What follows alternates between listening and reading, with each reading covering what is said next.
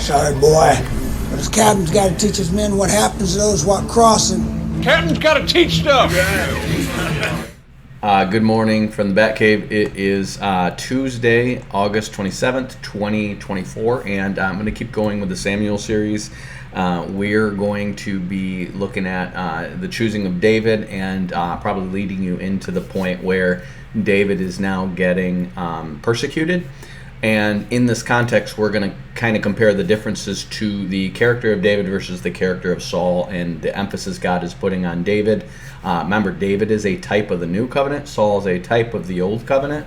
And it's about what's underneath. It's about what's in the heart versus what's on the surface. So it's about being born again and producing fruit versus behaviorism, which is good deeds in order to be good enough. Okay, and so Saul represents this tall, good-looking guy who seems like he's what you want on the surface, but underneath he lacks faith. That's all, what it boils down to.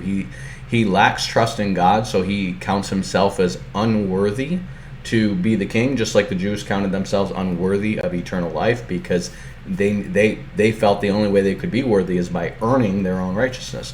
And Saul feels the only way that he's worthy is by pleasing all the people. Okay, and so we see Saul getting rejected by God because he's constantly trying to please the people instead of God.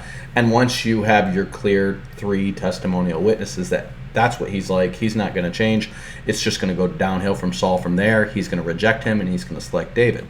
David is going to be the opposite. And by the end of Samuel, we're going to see by 2 or 3 witnesses that David does not care what the people think. He cares what God thinks primarily. It doesn't mean David's sinless and doesn't do wrong things. He obviously does. But when push comes to shove, he will go against what the people around him want to please God again and again and again. And he gets to the point where the people around him almost stone him to death. Okay? So you want to understand that fundamental difference because that's the character aspect that God cares about. Remember, don't fear what men can do to you. Fear God. Okay? That's the basis of the kind of faith that Jesus Christ is looking for. So that's why he calls him a man after God's own heart. It's not because they're saying he's so godlike or even Christ-like. He at times he's going to lie. Those lies are going to get people killed. And this is before he murders a guy and sleeps with his wife. He's going to make big mistakes out of fear and out of doubt. It's not that he doesn't doubt. But his ultimate basis for his decision making always ends up being what God thinks versus what people think. So you just want to kind of keep that framework in mind as you're reading through 1st and 2nd Samuel. Okay. So we're in 1 Samuel chapter 16, and I'm gonna probably go. I probably like mid 20s, 24, something like that. There to the point where David's a fugitive, basically, and then the rest of it is going to be David being a fugitive while Saul is going downhill and he's going to die. Okay, so it says, the Lord said to Samuel, "How long will you mourn for Saul?" Remember, he rejected him, but he actually is grieved over it, and he's mourning because Saul was such a failure, basically. And this is something God foresaw, just like the law was never meant to work. Saul was never meant to work. It doesn't mean that God's promises weren't true when he says, "I would have established your kingdom forever," but Saul was never going to, just because that promises that if he had fulfilled his part, God would have done that. Just like if the Jews had kept the law adequately, they would have stayed in the land forever. Okay? But just because God foresees that they won't, which he shows you in Deuteronomy, doesn't mean that promises is not true. If they had done that, he would have done that. But he's showing them because of their sin nature, it's not going to be effective because they basically are in bondage to sin. Okay. So he says, the Lord said to Samuel, "How long will you mourn for Saul, saying that I rejected him from reigning over Israel? Fill your horn with oil, and I will send you to Jesse the Bethlehemite, for I provided a king for me among his sons." So notice he says, I have provided a king for me among his sons. Okay, in other words, he's been grooming somebody to be king. Okay, remember, some time ago, he told Saul his kingdom's not going to endure, that's going to be given to another. Then when Saul does the sacrifice, he tells him he's already selected a king. So Samuel doesn't know who this guy is, but he does know by the Spirit of the Lord that God has already chosen the king. So God has been working with David from his childhood, and it's probably part of the reason why he's rejected by his dad. And he's a Christ type in that way, where it's like, if you're being led by God, you're being groomed by God, one of the things you often experience, and prophets are going to experience, and Jesus is going to experience, is rejection from your family. So that's why Jesus says a prophet is never honored in his own household or among his own. I think he says his own kindred, might say his own nation. But the idea is God is isolating you from other people. And if you're preparing somebody for leadership, you want them to be, whether that's management or military leadership or whatever, you want them to be isolated from the people around them, because you don't want them looking to the people around them for support when times are tough. Because if they're looking for the people that they're supposed to be leading for the support they need to lead, well, one of those people is going to be like, this guy's not the leader. Why is he leaning on me? And that guy might try to take over. Okay, so he's getting David to a place where David will only trust in God. And if any of you guys have ever seen the movie Ender's Game, they kind of walk through this psychology of, taking this guy Ender in this movie and making him isolated from his peers, so that he's obviously not teaching him to trust in God, but they're teaching him to be a leader by being isolated from his peers. So it's not that just God feels sorry for people who are isolated and then makes them leaders. It's that God, that's part of the process. Just like our suffering is part of the process of preparing us for glory. We're going to rule over people, and God wants us to be very empathetic and sympathetic to what their needs are as we rule over them, through all the suffering that we're going through right now. Okay? So Samuel says, how can I go? If Saul hears it, he'll kill me. And the Lord says, take a heifer with you and say, I've come to sacrifice to the Lord. In other words, just tell him I'm going somewhere to do a sacrifice. Okay? Remember, you've got Ramah is right here. Saul is in Gibeah right here. So if he goes down into Jerusalem and he's going all the way down to Bethlehem right here, he's going to pass right by Gibeah. And it's going to be known, there goes Samuel, what's he up to? And he's already told Saul that God's picked another king. And so he's worried about what Saul's going to do when he passes by Gibeah on his way to Jerusalem. Let's see if I can make that bigger. Or to Bethlehem. So you're looking, they're probably like 10-ish miles away, maybe 20 here, okay? I think it's just like, I don't think it's that far away. I think it's just like less than 10 miles away. So he says, take a heifer, and then call Jesse to the sacrifice, and I will show you what you should do, and you shall anoint him, and whom I name to you. Okay, so I'm going to get out of King James now. So Samuel did what the Lord said and came to Bethlehem, and the elders of the city came trembling to him and said, do you come in peace? I don't know why they're coming to him trembling. Maybe because when he tells Saul he's rejected, it's kind of private. That's he's telling him. That's why Saul's saying, go walk up with me in front of the people. So it's not that everybody knows Saul's rejected from being king. I don't think. But for whatever reason, Samuel's there, and Samuel's a prophet, and he might just bring judgments at times, and people think, uh-oh, do you come in peace? Is God ticked off at us about something? And he said, in peace, I've come to sacrifice to the Lord. Consecrate yourselves and come with me to the sacrifice. So he consecrated Jesse and his sons and invited them to the sacrifice. So consecrated probably means like he told them to go wash and go, not sleep with their wives and just, prepare to offer a sacrifice to the Lord, okay? So they said, when he entered, he looked at Eliab and thought, surely the Lord's anointed is before him. So Elias is a warrior. He's the oldest. He's tall. He's strong. He's like a Saul. But the Lord said to Samuel, do not look at his appearance or the height of his stature, for I have rejected him. For God sees not as a man sees. For a man looks at the outward appearance, but the Lord looks at the heart. Then Jesse called Abinadab and made him pass before Samuel. And he said, the Lord has not chosen this one either. Then Jesse made Shammah pass, and he said, the Lord's not chosen this one either. Thus Jesse made 7 of his sons pass before Samuel, but Samuel said to Jesse, the Lord has not chosen these. And Samuel said to Jesse, are these all the children? And he said, there remains yet the youngest, and behold, he is tending the sheep. And then Samuel said to Jesse, send and bring him, for we will not sit down until he comes. So he sent and brought him in. So this is important. He told him to call all his sons to sacrifice to the Lord and to consecrate them. And until he's gone through and rejected every one of his 7 sons, he doesn't even acknowledge having this 8th son, okay? So this is not just something that just happened over the course of an hour. David, you would have been out tending the sheep, and you'd be sleeping in a tent. You'd be tending them day and night out there. So you're out tending the sheep, guarding them from wolves and all that stuff, okay? And these guys probably took time to consecrate themselves by not sleeping their wives and washing themselves and just kind of getting prepared to offer the sacrifice to the Lord. And then he goes in through this process. And that whole time, nobody's like, what about David? Not one of them. And so this is where some of your scholars would speculate that David could have been a child of infidelity. I don't think that's the case. But for whatever reason, his father doesn't care much for him. I don't know why. I have no idea why. It could be. It very well could be, if he's the youngest of 8 brothers, that he could be the son of a concubine. And typically what you're going to have in a lot of cases is, if a father takes a wife in his old age, or just a concubine, in other words, someone he's just sleeping with but he's not married to, you're not going to see, he might be okay with that person, but the other brothers are not, okay, because they're all from the same mother.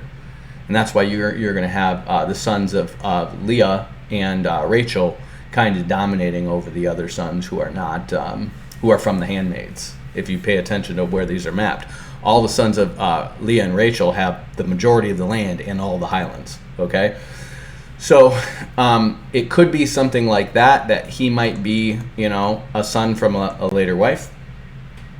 Maybe there's some, there's some problem between the father and that wife. It doesn't really get into it. The scholars are going to speculate on that based on Jesus, or based on David saying he was conceived in iniquity, and it's usually people who don't believe in being born into sin by being born into the person's flesh, and so they're going to try to theorize that there was a specific sin related to David's conception rather than him believing that he was born into sin. Okay, I don't hold that, because I believe he was born into sin by being born into the flesh of Adam. Like every one of us, okay? So he was born into a flesh that had already sinned and that was already condemned to die because of it, okay? So, for whatever reason, he doesn't think enough of the son, and it could just be his age, but it probably isn't, because he's at least a teenager, and in the next chapter, they're going to say that he is a valiant man and a man of war. So, for whatever reason, he's got him out tending the sheep. We know he's fought lions and bears, and yet his dad doesn't think highly enough of him to call him for being chosen. And they don't even know that they're choosing someone for king yet. They're just, the prophet said, go bring all your sons and consecrate them, okay? And just for that, he's just like, Dave doesn't count, okay? So he sent and brought him in, and it said he was ruddy with beautiful eyes and a handsome appearance. So apparently he was a pretty lad. Ruddy usually means, I've heard this described as like a redheaded, curly, freckle-faced kid. That's what ruddy apparently means. I don't know how the language dictates that, but ruddy typically has to do with red. And Esau was a redhead. So apparently you have redhead genes. Apparently you have Scottish genes among the Hebrews from the OG days. Why are some of them popping out Scottish? I don't know. But you always have these redheaded Hebrews, okay? So if people want to say like, oh, Hebrews can't look like white people, is like, well, they can be redheaded. And I don't know a lot of redheaded Arabs. I don't know of any, actually. But there you go. You have redheaded Hebrews, okay? And so he's redheaded. A lot of redheads are going to have red freckles too, and curly hair. So that just tends to be how redheads are almost everywhere in the world where they're redheads. So they imagine David to be a red-haired, curly-haired kid. And maybe he doesn't look like his other brothers, and maybe there's suspicion there. There's a possibility. And remember, Jacob and Esau, one comes out, now they're twins, so obviously it's the same father, right? But one comes out looking like a smooth-skinned Arab, and one comes out looking like Gimli the dwarf. He's like Scottish, red-haired, hairy all over, okay? But imagine if they weren't born at the same time. What's your dad gonna think? Especially if he's got a younger wife in his old age. I don't know if that kid's mine. And that might be the case. I don't know. So we're just speculating here. We don't really know. We know he's ruddy and with all of beautiful countenance and goodly to look to, which most of your modern translations are going to translate to mean ruddy. He had beautiful eyes and was handsome. Okay, so he's good looking, had pretty eyes, red haired. And the Lord said, rise and anoint him, for this is the one. This is the one for what? He doesn't say that he's choosing a king yet, I believe. He doesn't tell them that. Then Samuel took the horn of oil and anointed him in the presence. Remember, it's the Lord saying, I'll tell you which one I choose to be king. But he doesn't say God's going to choose one. He never says that to them, okay? He's just saying, let me see your sons. And he's like, this one. So Samuel took the horn of oil and anointed him in the presence of his brothers, and the Spirit of the Lord came mightily upon David from that day forward. And Samuel then sent out and went to Ramah. Now, there's going to be some things that go on you're going to see this break here, and it looks like they're merging two records together. One seems to come from Samuel, and one seems to come from this Gad the seer. Okay, so these are two prophets. One seems to be accounting the rise of David, and the other is counting the fall of Saul. Okay, so even though Samuel's still alive and he's still in the story of Gad, Gad seems to be picking up, and we'll see Gad coming and talking to David. Okay. And because there's this overlap between these two records that get merged together, there might be some discrepancy in the chronology, and I'm going to show you where there's some things that don't make the best sense if you assume it's written by one author, okay? So he says, now the Spirit of the Lord departed from Saul, and an evil spirit tormented him. Remember, this is still Samuel's record of God rejecting Saul, okay? And so he says, and Saul's servant said to him, now an evil spirit from God is tormenting you. Let the Lord now command the servants who attend you to look for someone who is skillful in playing the lyre, and when the evil spirit from God has come upon you, he will play it and you will feel better, okay? So this is where we get into what came first, the chicken and the egg. Well, I would still assume, again, they might have merged records together. This is Samuel choosing somebody else, and I would assume this is still in the same record, but there's going to be things later that don't quite add up, because it seems like Saul doesn't know who David is when he goes and kills Goliath. Okay, so he says, so let the Lord now command the servants who attended you to look for someone who is skillful in playing the lyre, and when the evil spirit from God is upon you, he will play it and you will feel better. So Saul said to his servants, provide for me someone who can play well and bring him to me. And one of the young men answered, I have seen the son of Jesse the Bethlehemite, who is skillful in playing, a man of valor and a warrior, prudent in speech and a man of good presence, and the Lord is with him. Okay, so there's somebody who's one of Saul's servants who knows who David is, and he has this reputation of being a warrior and a man of valor, and yet he's not serving in the army. This is probably his reputation from killing the lion and the bear. So this is how they see him, as a man of valor and a warrior, because he's killed a lion and bear, because he's not in the army, so he's not killing people. Okay, but he's also skillful in playing. He's a man of good speech, good in presence, and the Lord is with him. Okay, now the Spirit of the Lord is on David. Okay, so Saul sent messengers to Jesse and said, send me your son David, who is with the sheep. So he's still tending the sheep.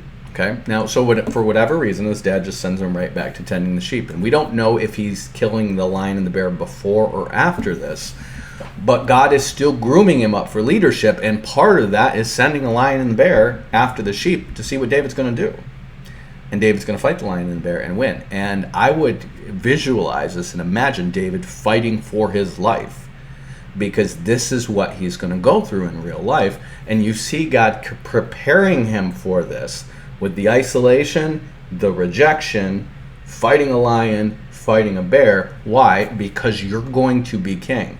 And you're not just going to be king, you're going to take the kingdom from somebody else.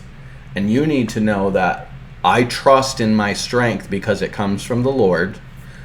I don't need other people to help me.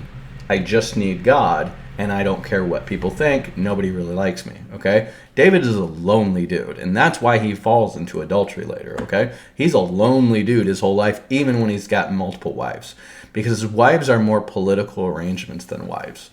Probably I would say Abigail. I mean, certainly she's a good-looking woman, but he literally is marrying her to get the stuff. He's going to get a whole estate from a guy. And then he's going to marry somebody else who's a political marriage, and another. Like, all his wives are political marriages, okay? It's about uniting the key people and tribes throughout Israel to him through these marriages, and then Solomon's going to do that worldwide, okay? So Saul sent messengers to David. It says, sends the son who's with the sheep. And Jesse took a donkey, loaded it with bread, a skin of wine, and a kid, and sent him by his son to his David Saul. So you want to assume that Jesse's at least in his 60s. He's got kids who are probably up to their 30s, if not 40s, okay? Because remember, he's got 8 brothers older than David, and David's probably a teenager at this time, which means he's got brothers probably upstairs. I would say at least 35 who are serving in the army, okay? So David came to Saul and entered his service, and Saul loved him greatly, and he became his armor bearer. Now, this is why this doesn't make sense. He's saying he's Saul's armor bearer. But when David comes up to fight Goliath, they're like, who's this? That doesn't make sense to me, okay?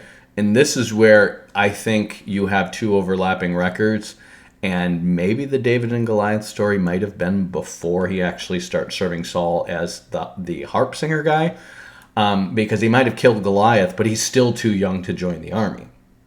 And he's just serving Saul as his harp guy, and then when he gets older, he joins the army. And you might have an overlap of the records here, okay? And what they're trying to do is they're trying to explain how the Lord is with him and how he enters into Saul's service, and then later explain how he's kills Goliath, and that's how he starts being famous, basically, to the people in general. So Saul sent to Jesse, saying, let David remain in my service, for he has found favor in my sight. And whenever the evil spirit from God came upon Saul, David took a lyre and played with it in his hand, and Saul would be relieved and feel better, and the evil spirit would depart from him. So David is going to keep doing this after the David and Goliath incident, okay? Now the Philistines had gathered armies together for battle, and they were gathered at Succoth, and which belongs to Judah, and camped between Succoth and Azekah and Ephes-dammim. And Saul and the Israelites gathered in camp in the valley of Elah and formed ranks against the Philistines.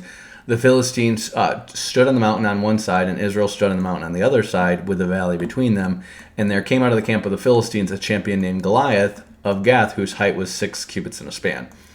And he had a helmet of bronze on his head, and he was armed with a coat of mail, and a weight in the coat was 5,000 shekels of bronze.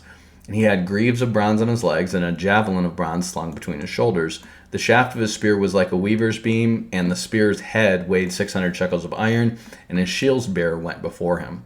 He stood and shouted to the ranks of Israel, why have you come down to draw up for battle? Am I not a Philistine, and are you not servants of Saul? Choose a man for yourself and let him come down to me. So this is what you would call ritual combat, okay? So if you've ever seen the Black Panther movie where these 2 guys are going to fight for the right to be king, and it's just a clean one-on-one fight rather than having multiple tribes fight each other, or the movie Troy, where you're going to see Achilles go fight this big dude from this other army, and he just kills that dude, and they're like, okay, we'll all submit to you, rather than all of our armies go to war. This would be like an honor-based, let's do a 101. Okay, why? Your best guy against my best guy, rather than having you lose half your army and me lose a third of my army, and then it's like, great, I won, but now my army is basically the same size. And the whole point of defeating you was to add your army to my army so we can go out and conquer some other people's. Okay? It's about who's going to lead, and they're not really trying to wreck their armies. And so you just like you find in the days of Saul, these Israelites being part of the army. The goal is not just to destroy them, it's to subjugate them. Okay? But Philistines have other competition in the region. So their goal is to get a garrison in their town, and then get these guys to join their army, and then project more power outward from there. Okay?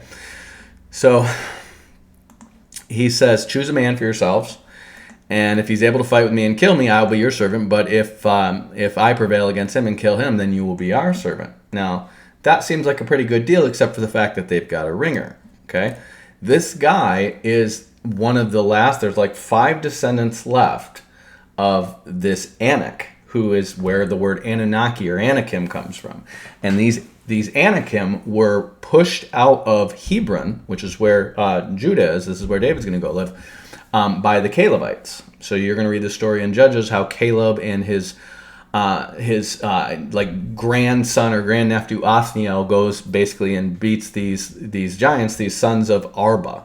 Okay, and they're basically, Anak is the forefather.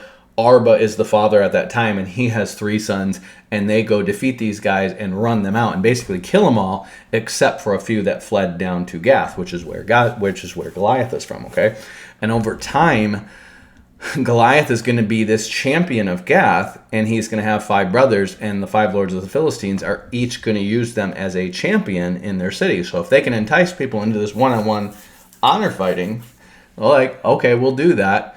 Oh, but our guy's a Nephilim, right? So this is how probably where this one-on-one ritual combat came from, because you had people with Nephilim, and it's like, oh crap, they bring in a ringer, right? And I want you to like understand how big this guy is. He is 6 cubits in a span. Okay, that is roughly 9.5 feet tall. Okay, his helmet is of bronze.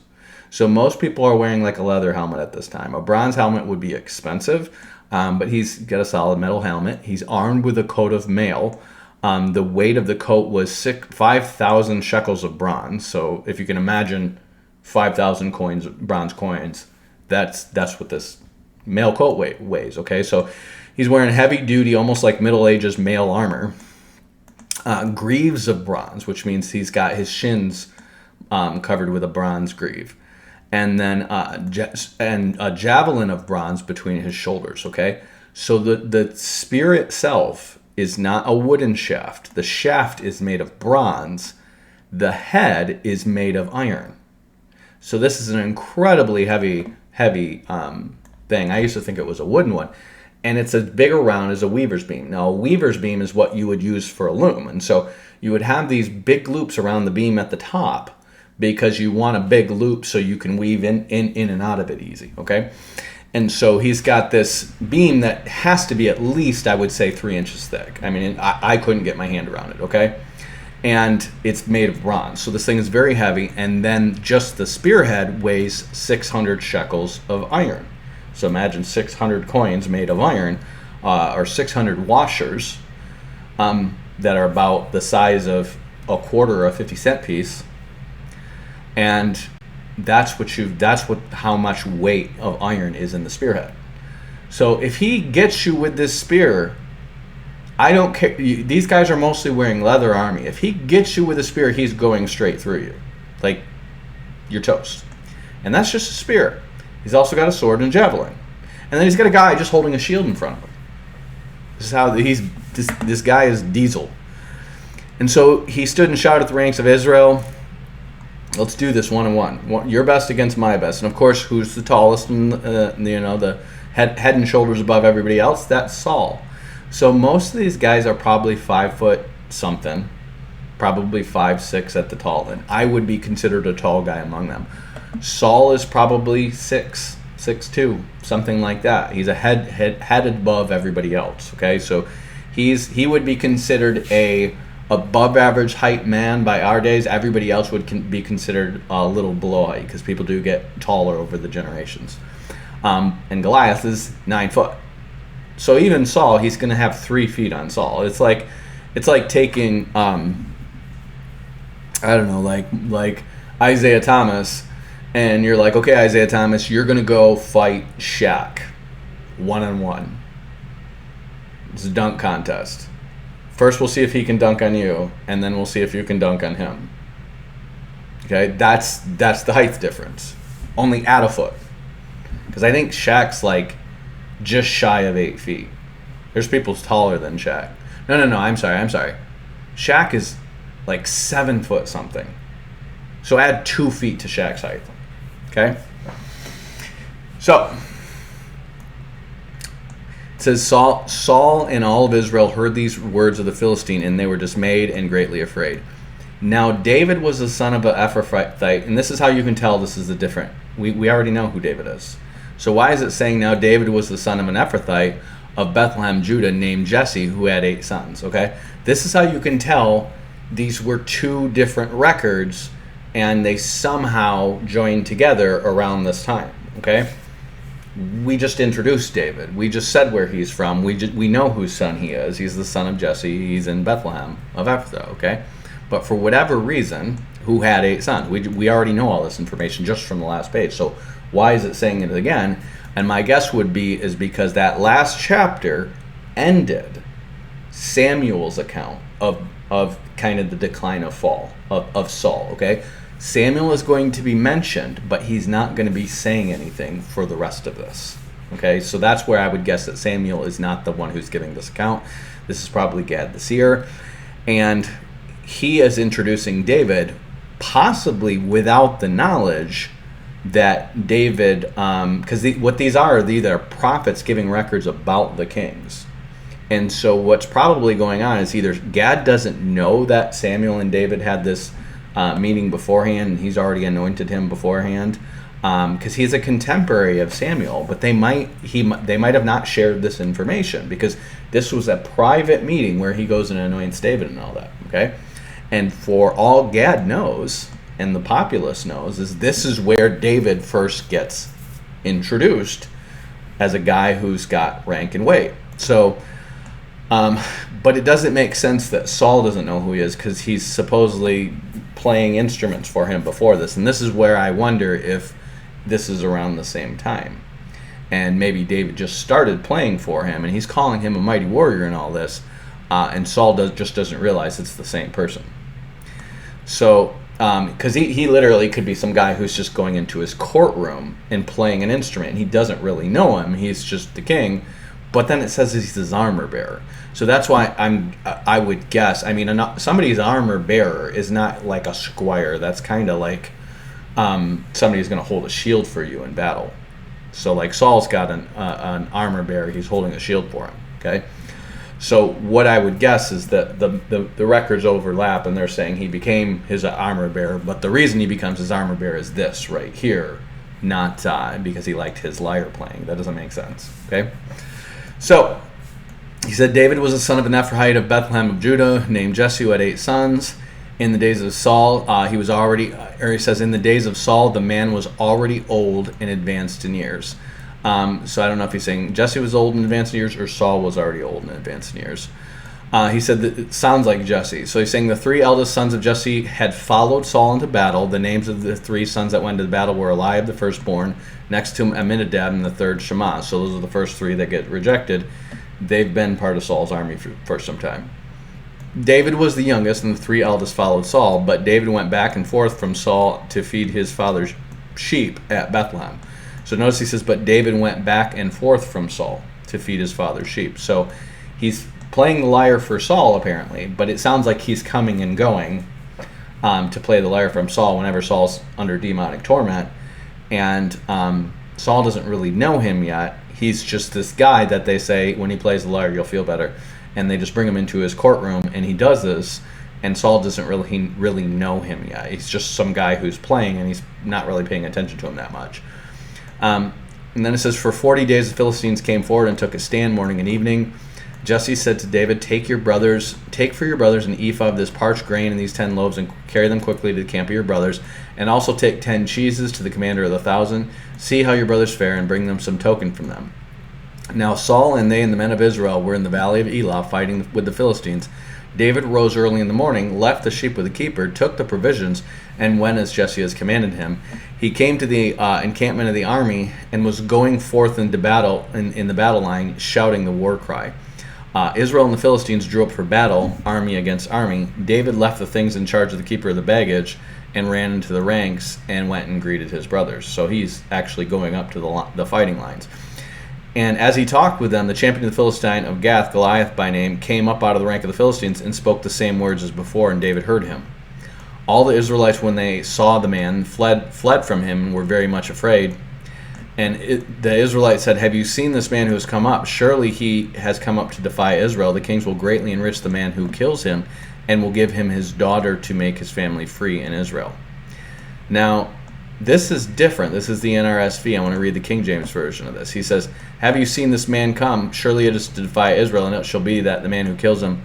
I thought David asked in another version, like, what will be done for the man who does this? Oh, he says it afterwards. Okay, my bad. So he says, surely he has come up to defy Israel. The king will greatly enrich the man who kills him and will give him his daughter and make his family free in Israel. David said to the man who stood by him, what shall be done for the man who kills this Philistine, who takes away the reproach from Israel? For who is this uncircumcised Philistine that he should defy the armies of the living God? The people answered him in the same way. In other words, they're answering him, this is what shall be done for him. So it's already known to the Israelites that whoever defeats this guy, Saul's going to give him his daughter, and his family is going to be free from paying taxes, and I would assume also contributing soldiers to his army. And so he's going to enrich the guy, and he's going to give him his daughter, and his family is going to be free in Israel. And then he says, for who is this uncircumcised Philistine that should defy the armies of the living God? So they told him what the reward will be, so shall it be done. And his eldest brother Eliab heard him talking to men, and Eliab's anger was kindled against David. Now remember, Eliab's the first one who was rejected. He knows David's been anointed. Okay? Now, I don't know for certain if they know, because he says the Lord has not chosen any of these. And then he says, arise and anoint him. It doesn't say that Samuel actually says David's going to be king when he anoints him, to David or to his brothers. It doesn't say this. He just anoints him. So I don't see anything in here. I mean, Samuel knows he's anointed to be king, but he just anoints him, and he just says the Spirit of the Lord came mightily upon David from that day forward, and then Samuel went out and left to Ramah. So he anoints him. He says the Lord's chosen him, and he anoints him, but he doesn't say what for. So they might just think he's anointed him to be a prophet or something like that. Whatever it is, it's not clear to them that he's going to be king. I mean, there's nothing in the text that makes it sound like they will know that he's going to be king. Samuel seems to be the only one who knows this, okay? So by this time, they're still talking crap to him because that's their brother who's anointed. And what does he do? Oh, he plays the harp. Our sissy brother who plays the harp and tends the sheep. He's killed a lion and a bear, but maybe most people don't know this. Somebody knows because somebody's reported his valor to King Saul. So he's like, why have you come down, and with whom have you left these few sheep in the wilderness? Like, why have you left tending the sheep, you punk? I know your presumption and the evil of your heart. You have come down just to see the battle. Wow. Little hatred from the eldest son who was not chosen? Yes. Why? Because David is probably a brother from another mother. That would be my guess. I don't think there's necessarily any sexual sin. Maybe there is. Maybe he's from a concubine. There is sexual sin. Maybe. But it doesn't necessarily mean he's a child of adultery or anything like that. There's just no evidence of that. So David said, why have you come down? It was only a question. Or what have I done now? It was only a question. Why are you ticked off at me? Well, he's drinking haterade. And he turned away from him towards another and spoke the same way, and the people answered him again as before. When the words that David spoke were heard, they repeated them before Saul, and he sent for him. So apparently we got somebody who's interested in fighting this guy. Well, go get him. Go get him, man. I don't want to fight this guy. Go get this dude. He's apparently interested in the rewards. Go get him. Grab this dude. Who is he? And David said to Saul, let no one's heart fail because of him. Your servant. Hold on. When the words that David spoke were heard, they repeated them for Saul, and he sent for him. And then David said to Saul, let no one's heart fail because of him. Your servant will go and fight for the Philistine. Now this is where you'd expect to hear, aren't you my harpist? Like, aren't you one of my minstrels? We don't normally send minstrels to fight giants, lad. But Saul doesn't seem to recognize him. This is why they might just be bringing him into Saul's courtroom. And remember, he's tormented by a demon when they bring David in. He's going to throw a spear at David like 2 or 3 times in one of these fits of rage that he's having when he's tormented by a demon. Okay? So you don't want to assume that Saul and David have a close acquaintanceship yet. You don't want to assume that he's his armor bearer yet. Like I said, these are probably where the one record stops and one record starts. So he says, Saul says to David, you are not able to go fight against the Philistine and fight with him, for you are just a boy, and he has been a warrior for his youth. So this is where I don't understand. Somebody has told him that he's a man of valor and a warrior when he starts playing the harp for him. But here he's saying you're a boy. So why are they calling him a man of valor when they're reporting him to Saul in the first place? It doesn't make sense, but it does say that he's coming and going from Saul at this time. So maybe they reported it to him because he's like, this guy's got a good rep. They don't really know the lion and the bear, but they said he's a man of valor and a warrior. He's a kid. Well, he'll grow up to be one. He's killed a lion and a bear, dude. He's pretty beast mode. So David said to Saul, your servant used to keep sheep for his father, and whenever a lion or bear came and took a lamb of flock, I went after it and struck it down, rescuing the lamb from his mouth. I want you to imagine like a 15-year-old, 16-year-old, maybe 17-year-old kid. I can do this. I can do this. I killed a lion and a bear already. Right?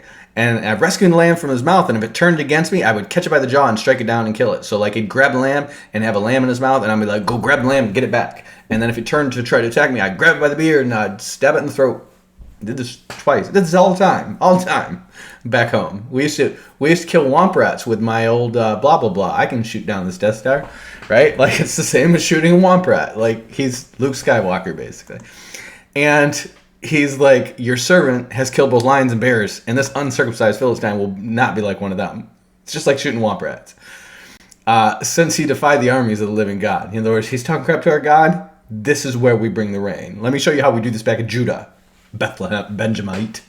Let me show you how the kids are in Judah.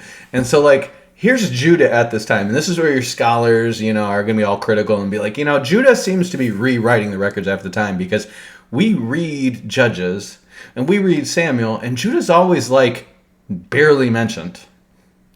And all of a sudden they're the most dominant tribe. And so they're assuming that Judah is tweaking all the records and stuff like that and rewriting stuff after northern Israel's fall, and Judah is now the dominant kingdom. Okay?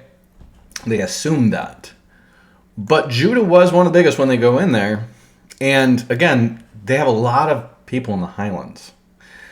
And Philistines are kind of conquering a lot of their lowlands, so they're not really emerging in all their strength yet. But they started out they had like 80,000 dudes in the army to start out, okay? So they might have just been like keeping to themselves, and they would send people to the armies, but you talk about they're like in 10,000 or 20,000 or 30,000 of them were from Judah.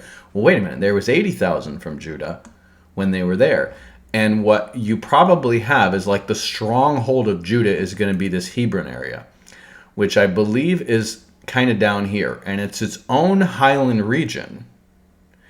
And yes, the Philistines can come up to it, and the Philistines seem to be taking lowlands from them, but they've got this pretty big, pretty broad highland region where the Philistines can't really pull weight on them. They have to be able to oppress everybody up in here before they can do that. And that's why you see a road going right straight through this highland region right here, a main road. But you only see like a couple of little roads. You see one going up to Jerusalem, and then one going up to this Beth Zur, and I think this is the Hebron area. But like, you've got this big highland area where they're just growing, and they're probably relatively unmolested. But they're a big group of guys, and they like to have a lot of kids, and they like to have a lot of boys, and they like to throw rocks at each other like Highlanders do. Right? Because that's what we do for fun. We just throw rocks at each other's head to toughen up. And we kill lions and stuff. And so he's like, listen, Benjamin. Listen, little Benjamin, little wee tribe that we almost entirely wiped out because you guys were getting gay on us. Let me show you how we do it in Judah. Kids kill lions here. It's nothing. It's like shooting womp rats. And so David said, the Lord who saved me from the paw of the lion and from the paw of the bear will save me from the hand of the Philistine. This is going to be nothing. So Saul said to David, go, and may the Lord be with you. And Saul clothed David with his armor and put a bronze helmet on his head. Now he's got a bronze helmet. And if you read when Saul starts out, him and Jonathan are the only ones with swords. The rest of them are using like farm implements. But they get some weight on the Philistines, and they get delivered from being under their yoke. They're still contending with them. But now their region is out, probably shy of this Gath area, is pretty clear of the Philistines. So the Philistines are probably down to here, and so they have their forges and stuff like that now. Okay? And they've had him for a while, and they're probably beefing up and getting bronze and iron implements going on more regularly. But the king definitely has as good a stuff as Goliath has. So he's got a bronze helmet, and he's got a coat of mail. And he puts all this metal stuff on him, and David's 16, and he's wiry. He's fit, but he doesn't have the beef to hold up 100 pounds of stuff. Like I'm not trying to wear 100 pounds when I go fight this dude. I need to be nimble. And so he strapped Saul's sword over the army, and he tried in vain to walk. Now, I don't know if Saul's just trying to discourage him here, but he's like, here, take my armor. And you just imagine this kid in this armor, and he can barely walk because his armor is so heavy, and he's got this sword, and it's all so heavy. He's a kid. He's like, this is not going to work. He was not used to them. And then David said to Saul, I can't walk with these, for I'm not used to them. So David removed them. He's like, I can't do this. And he took his staff in his hand and chose 5 smooth stones from the wadi. So I actually went to this, when I went to Israel, to this wadi where they fought. Like, it was down here. It was between coming up from the airport to Jerusalem. We stopped at this brook, and it's this brook with all these little smooth stones in it. And it's like, this is a wadi. Water would run over it seasonally, and then it'd dry up again. And you've got all these smooth stones. And he's like, this is where David would have picked up his stones, a place like this. And he picks up 5 stones. Why? He doesn't need 5. He's a one-and-done kind of guy, but he's heard word that there's 5 of these giants, so he's like, well, I'm going to need 1 stone for each of them. That's how everybody preaches it, because that preaches very well. But maybe David was like, I might miss once or twice, so I better have 5 stones. I don't think David was just like, by the Holy Spirit, like just 1 for each of them. 1 for each of them. They all go down with 1 shot, because I am one punch. That's me.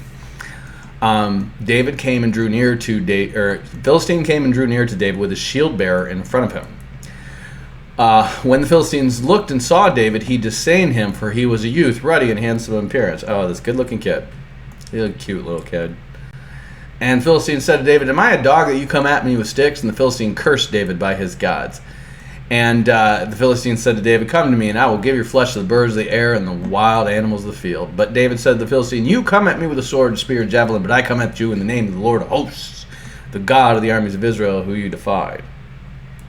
That's my armor. That's my mail. That's my spear. Lightning. Bring it. Thus, this very day the Lord will deliver me into your hand, and I will strike you down and cut off your head, and I will give the dead bodies of the Philistine army this very day to the birds of the air and to the wild animals of the earth, so that the earth may know that there's a God in Israel. This is David showing up in the Spirit of God. I'm going to be king one day. Maybe not today. I'm a harpist. He's deepening his voice and everything. He's like, one day, I've been drinking milk, and one day, I'm going to be king of Israel and be as tall as you, Goliath. You'll see. Like a milk commercial. And that all this assembly may know that the Lord does not save by the sword and the spear, for the battle is the Lord's, and he will give it into your hand. Bring in the rain. When the Philistine drew near to meet David, David ran quickly towards the battle line to meet the Philistines. So there's like the battle line, right? This is where these armies, if they had all fought, would come crash together, right? And Saul's marching up, big lumber, and David just ran up to the spot real quick. Why? Because I know my range. Okay, he's a sharpshooter. He's that guy who wins. He knows.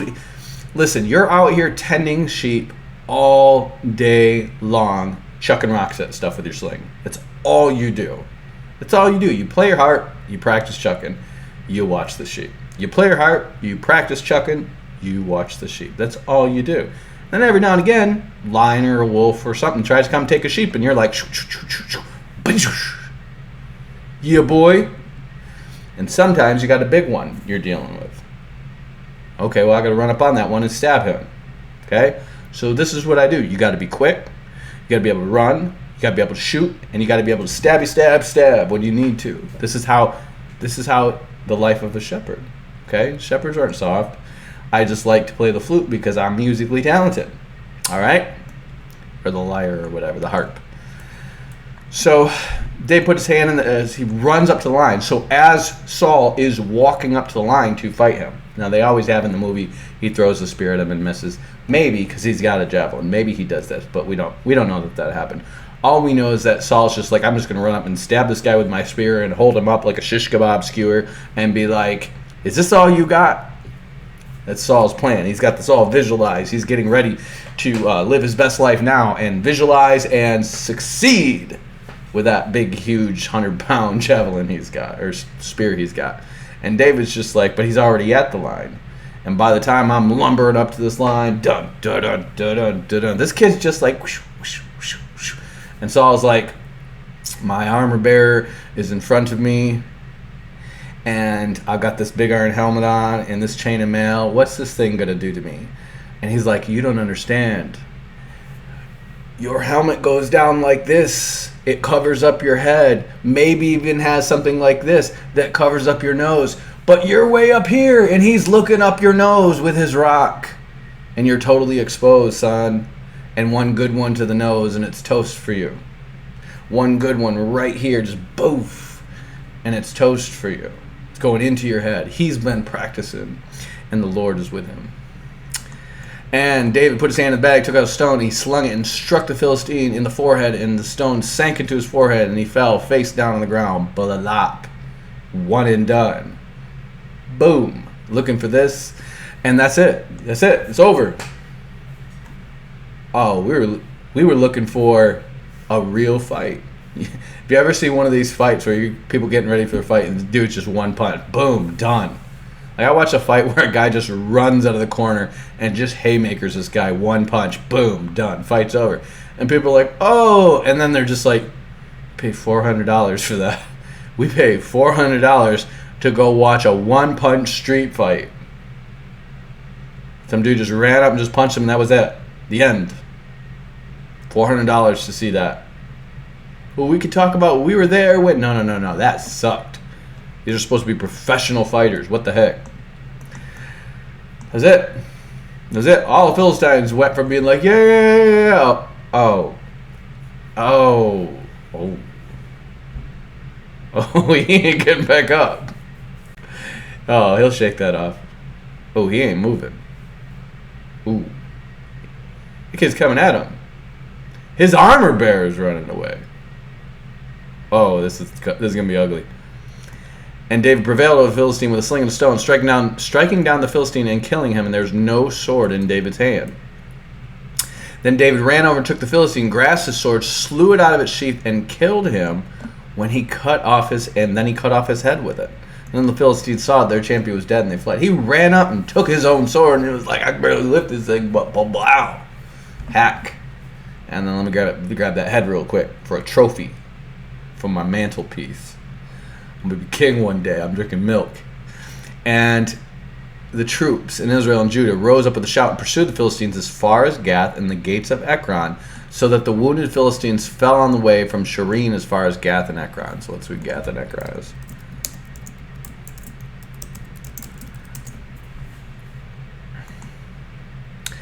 So the battle line was, where were they? Sokoh and Azekah. So there's Sokoh and Azekah. This is where they were on both sides. And they chased them all the way to Gath. And Ekron. So they were right here, and they just chased them down, in the open field all the way to Gath and Ekron. Remember, Gath and Ekron are their main cities. The Jews have not taken them and conquered them yet. These are kind of the main place where the Philistines have control in all these plains in between. So they have big fields. They've been running stuff for a while, and the Jews kind of have up here once you get down to lowlands where the Philistines kind of run stuff. And the Jews are like, let's get them. Let's use this momentum. And they run up after them, they chase them, they kill a bunch of them, and then they all end up holed up in these fortified cities. Okay? You're always running back to your fortified cities. This is how this goes down. They never really have like a complete victory because they just run away to their fortified cities. So the troops of Israel and Judah rose up with a shout and pursued the Philistines as far as Gath and the gates of Ekron, so that the wounded Philistines fell on the way from Sharim as far as Gath and Ekron. So I don't know where Sharim is, but Gath and Ekron. Then the Israelites came back from chasing the Philistines and they plundered their camp. Remember, they'd all been camped up here. We got a bunch of stuff again. Yep, their loot, their food, we got it. And David took the head of the Philistine and brought it to Jerusalem, but he put his armor in his tent. So maybe he got Saul's armor, all that bronze, which is going to be worth some monties. This doesn't make sense right here. Jerusalem is still controlled by the Jebusites, so why would he bring Goliath's head there? Just to show the Jebusites? I don't get it. Jerusalem, maybe it's co-occupied. It doesn't make sense, though, because he's fighting for Jerusalem later on in his adulthood. So this could be a mistake here. This could just be an error in the record that said he brought up Jerusalem. Well, why would he bring it up to Jerusalem, of all places? It seems like he'd bring it up to Gibeah, because that's the capital. And Gibeah is right here, and Jerusalem is called Jebus at this time. It's not called Jerusalem, which is upstairs from there. Now, maybe he eventually brought it to Jerusalem as a trophy when he took Jerusalem. I don't know. But I doubt that David is going to bring it to Jebus, which is Jerusalem at this time, and it's occupied by Jebusites, and then he has to go conquer Jerusalem later when he's brought Goliath's head there. This will make sense. But he put the armor in his tent. Now, we know he eventually goes and gets the sword of Goliath from the priest. So whatever's going on here, remember, I believe the Bible's inspired. I don't believe all the scribes throughout history have always been flawless and not made a mistake in copying and transmitting, okay? It just doesn't make sense that he would bring it to Jerusalem. So, Saul doesn't rule from Jerusalem. Jerusalem is not part of the story until David takes it in 2 Samuel after he becomes king. So, that makes no sense. So when Saul saw David go out to the Philistines, he said to Abner, the commander of his army, "Abner, whose young man is this?" And Abner said, "As your soul lives, O king, I do not know." The king said, "Inquire whose son this stripling is." He's a stripling. Apparently he's a stripling. What does that mean? Some animals will have stripes when they're little kids, and they're not quite grown yet, and then they'll wear out the stripes. He probably still has his freckles. Who's this stripling? That's probably what a stripling is. Whose son is this Ne'ar, a boy from the age of infancy to adolescence, by implication a servant, a girl, a babe, a boy, a damsel, a lad, a servant, a young man. Whose son is this youth, Ne'ar? Now, why? Elem. Something kept out of sight, a lad, a young man, a stripling. Let's go do some research on this word stripling. A stripling is just a young man. It's an adolescent. Whose teenager is this? Whose teenager is this?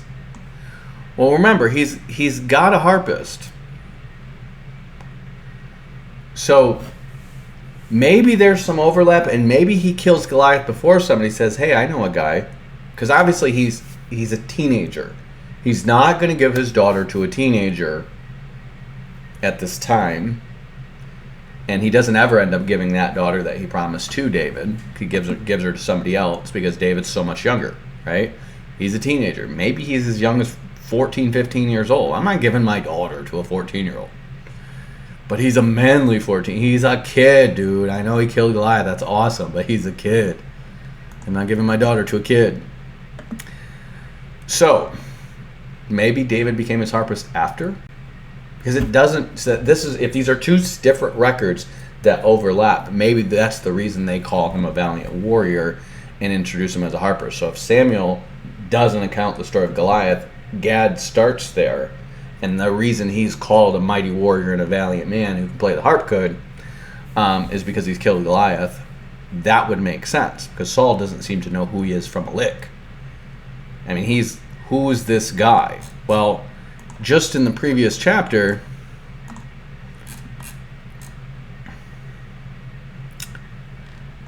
it says, "I've seen a son of Jesse, a Bethlehemite."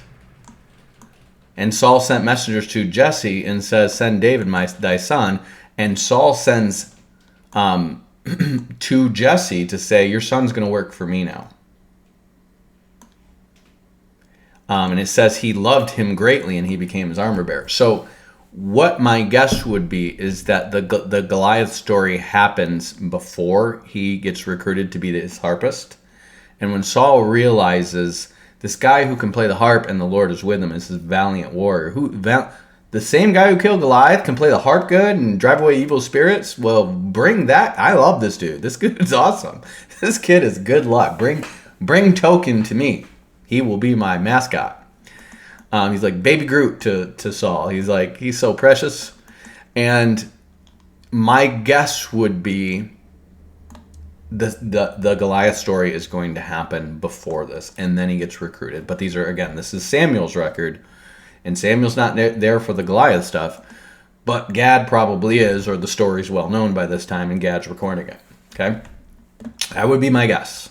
Because you have his brothers talking crap to him and all this stuff. What about this anointing stuff that happened? Maybe it was before the anointing stuff happens. We don't really know. There's just something right here in the record, and most of the account doesn't really have anything confusing like this. It's just this one little section right here that has this confusing stuff. So again, 2 records, probably there's some overlap there. That's the best we can make of it. So he says, whose stripling is this? You should know who he is. That's your harpist who you know and love. But he doesn't know. And David returned from the slaughter of the Philistine. Abner took him and brought him before Saul, and the head of the Philistine was in his hand. I thought he brought it to Jerusalem. See? But he's got the head of the Philistine in his hand.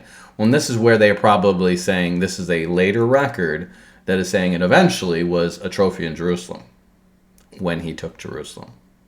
So whoever is writing this, there's going to be evidence that this is long after the fact when the final story is written. And Saul said to him, whose son art thou, the young man? And David answered, I am the son of thy servant Jesse the Bethlehemite. See? He knows David's the son of Jesse the Bethlehemite because they have corresponded about David working for him. That's why it has to happen before.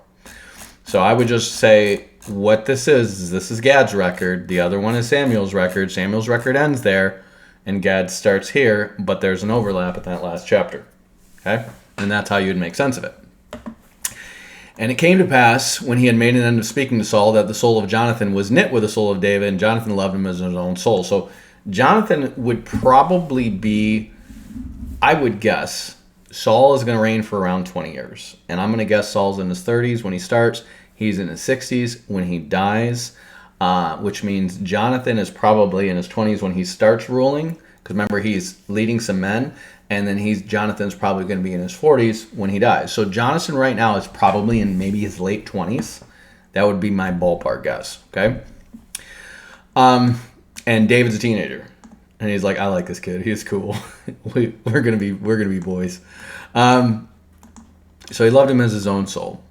And Saul took him that day, and he would not let him go anymore to his father's house. Now remember, he had been going back and forth, but this might be when he takes him as his harpist.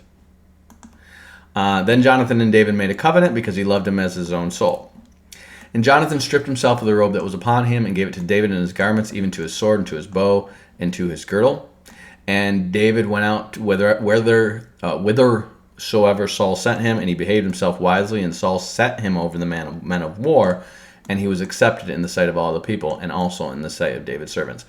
So even though he's a kid who defeated Goliath, I would assume that he is not setting him over the armies right away.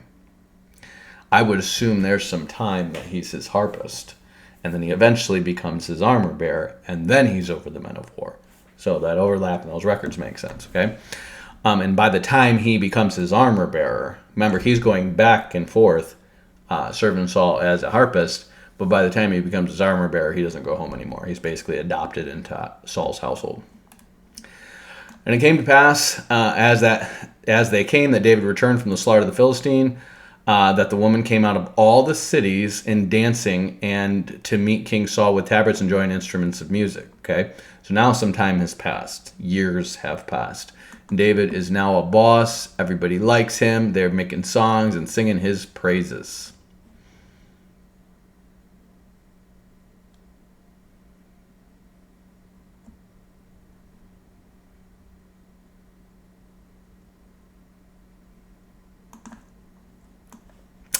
Saul has killed his thousands, but David his tens of thousands. And I don't know how this goes, and I don't know how you put this to a beat, but it was just like, Saul's awesome, David's double awesome. And Saul is angry. He does not like this. Whoa, whoa, whoa, whoa, whoa. I like this kid. This kid is awesome. He killed a giant. He plays the harp, makes me feel better. But now they're just like, we like David more than Saul. He's more awesome than Saul. Saul was a beast. Don't get us wrong. He killed his 1,000. But David his tens of thousands. He is 10x better. Whoa, whoa, whoa, whoa, whoa, whoa. Why are they giving... No. I made him the head of these armies. He's not killing 10,000 people by himself. They're my armies he's killing them with. I just let him lead. He's brave. Don't get me wrong. He's brave. He's a cool kid. But whoa. Don't. I'm the king, yo. So Saul eyed David from that day on. He's looking at him suspicious. I don't like this kid. The next day, an evil spirit so the next day after the song is sung, remember they're coming back from battle. The next day, an evil spirit of God rushed upon Saul, and he raved within his house. Now remember, normally when you do this, you're going to call David and go play the harp for him, and he'll feel better. And while David was playing the lyre, as he did day by day, David has a spear in his hand. And Saul threw the spear, for he thought, I will pin David to the wall, but David eluded him twice. So David is now both leading armies, but he's still got his side gig of being Saul's personal minstrel. Play that harp for me, though. I've killed 10,000, Saul. Am I still your harpist? Yes. Play that harp for me, though, like you do. So good. And Saul was afraid of David because the Lord was with him, but had departed from Saul. So Saul's alluding to what's going on here. Now remember, David's never said, I'm going to be king one day. Samuel's never told Saul, I've gone and anointed another person as king. And we have no account that Samuel's even told David, I've anointed you, you're going to be king. But David's kind of starting to pick it up. Okay? So Saul removed him from his presence and made him a commander of 1,000, and David marched out and came in leading for the army. So he throws a fit at David. He's jelly over the song, and he throws a spear at David. He misses because David was like... And then he's like, go be commanding leader of 1,000 elsewhere. Okay, so he's still leading 1,000 men. He just gets upset sometimes. He's gonna throw a spear at Jonathan too. This is just what Saul does. He gets mad sometimes, and he'll chuck a spear at you. He's not trying to kill you. He's just trying to let you know he's upset. Okay, this is just how he lashes out sometimes. And I'm still going to lead you over 1,000, but I want that 1,000 out there. And what they're going to have these bands do is they're going to do like raids. So they're going to circle around the surrounding region and go raid and collect sheep and all that stuff for the king. And they're going to keep some from the men and then give a chunk to the king. And it's all about weakening your neighbors and strengthening you. So we're going to attack their farms. We're going to attack their villages. We're going to attack their undefensibles. And every now and then we're going to go into a big fight with the main boss leader from the rivals. And that's when the armies all pull together. Okay.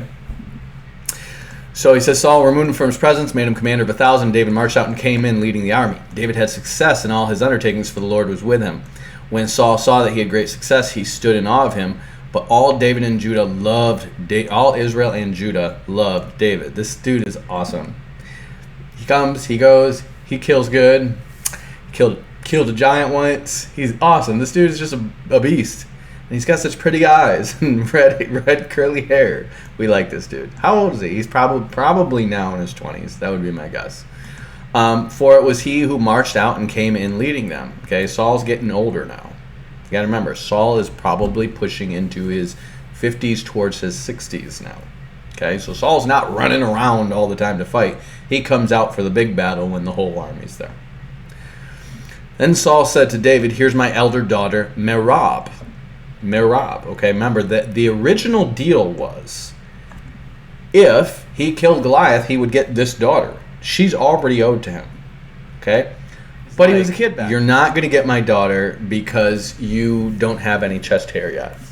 And so he's like, when you're older. And now he's older. Now he's in his 20s. He says, I will give her to you as a wife, only be valiant for me and fight the Lord's battle. You have chucked a spear at me before. You already over to me because I killed the giant. You're reneging. That's never cool. Why are you trying to Jew me out of my wife? Wait. That's not a phrase yet.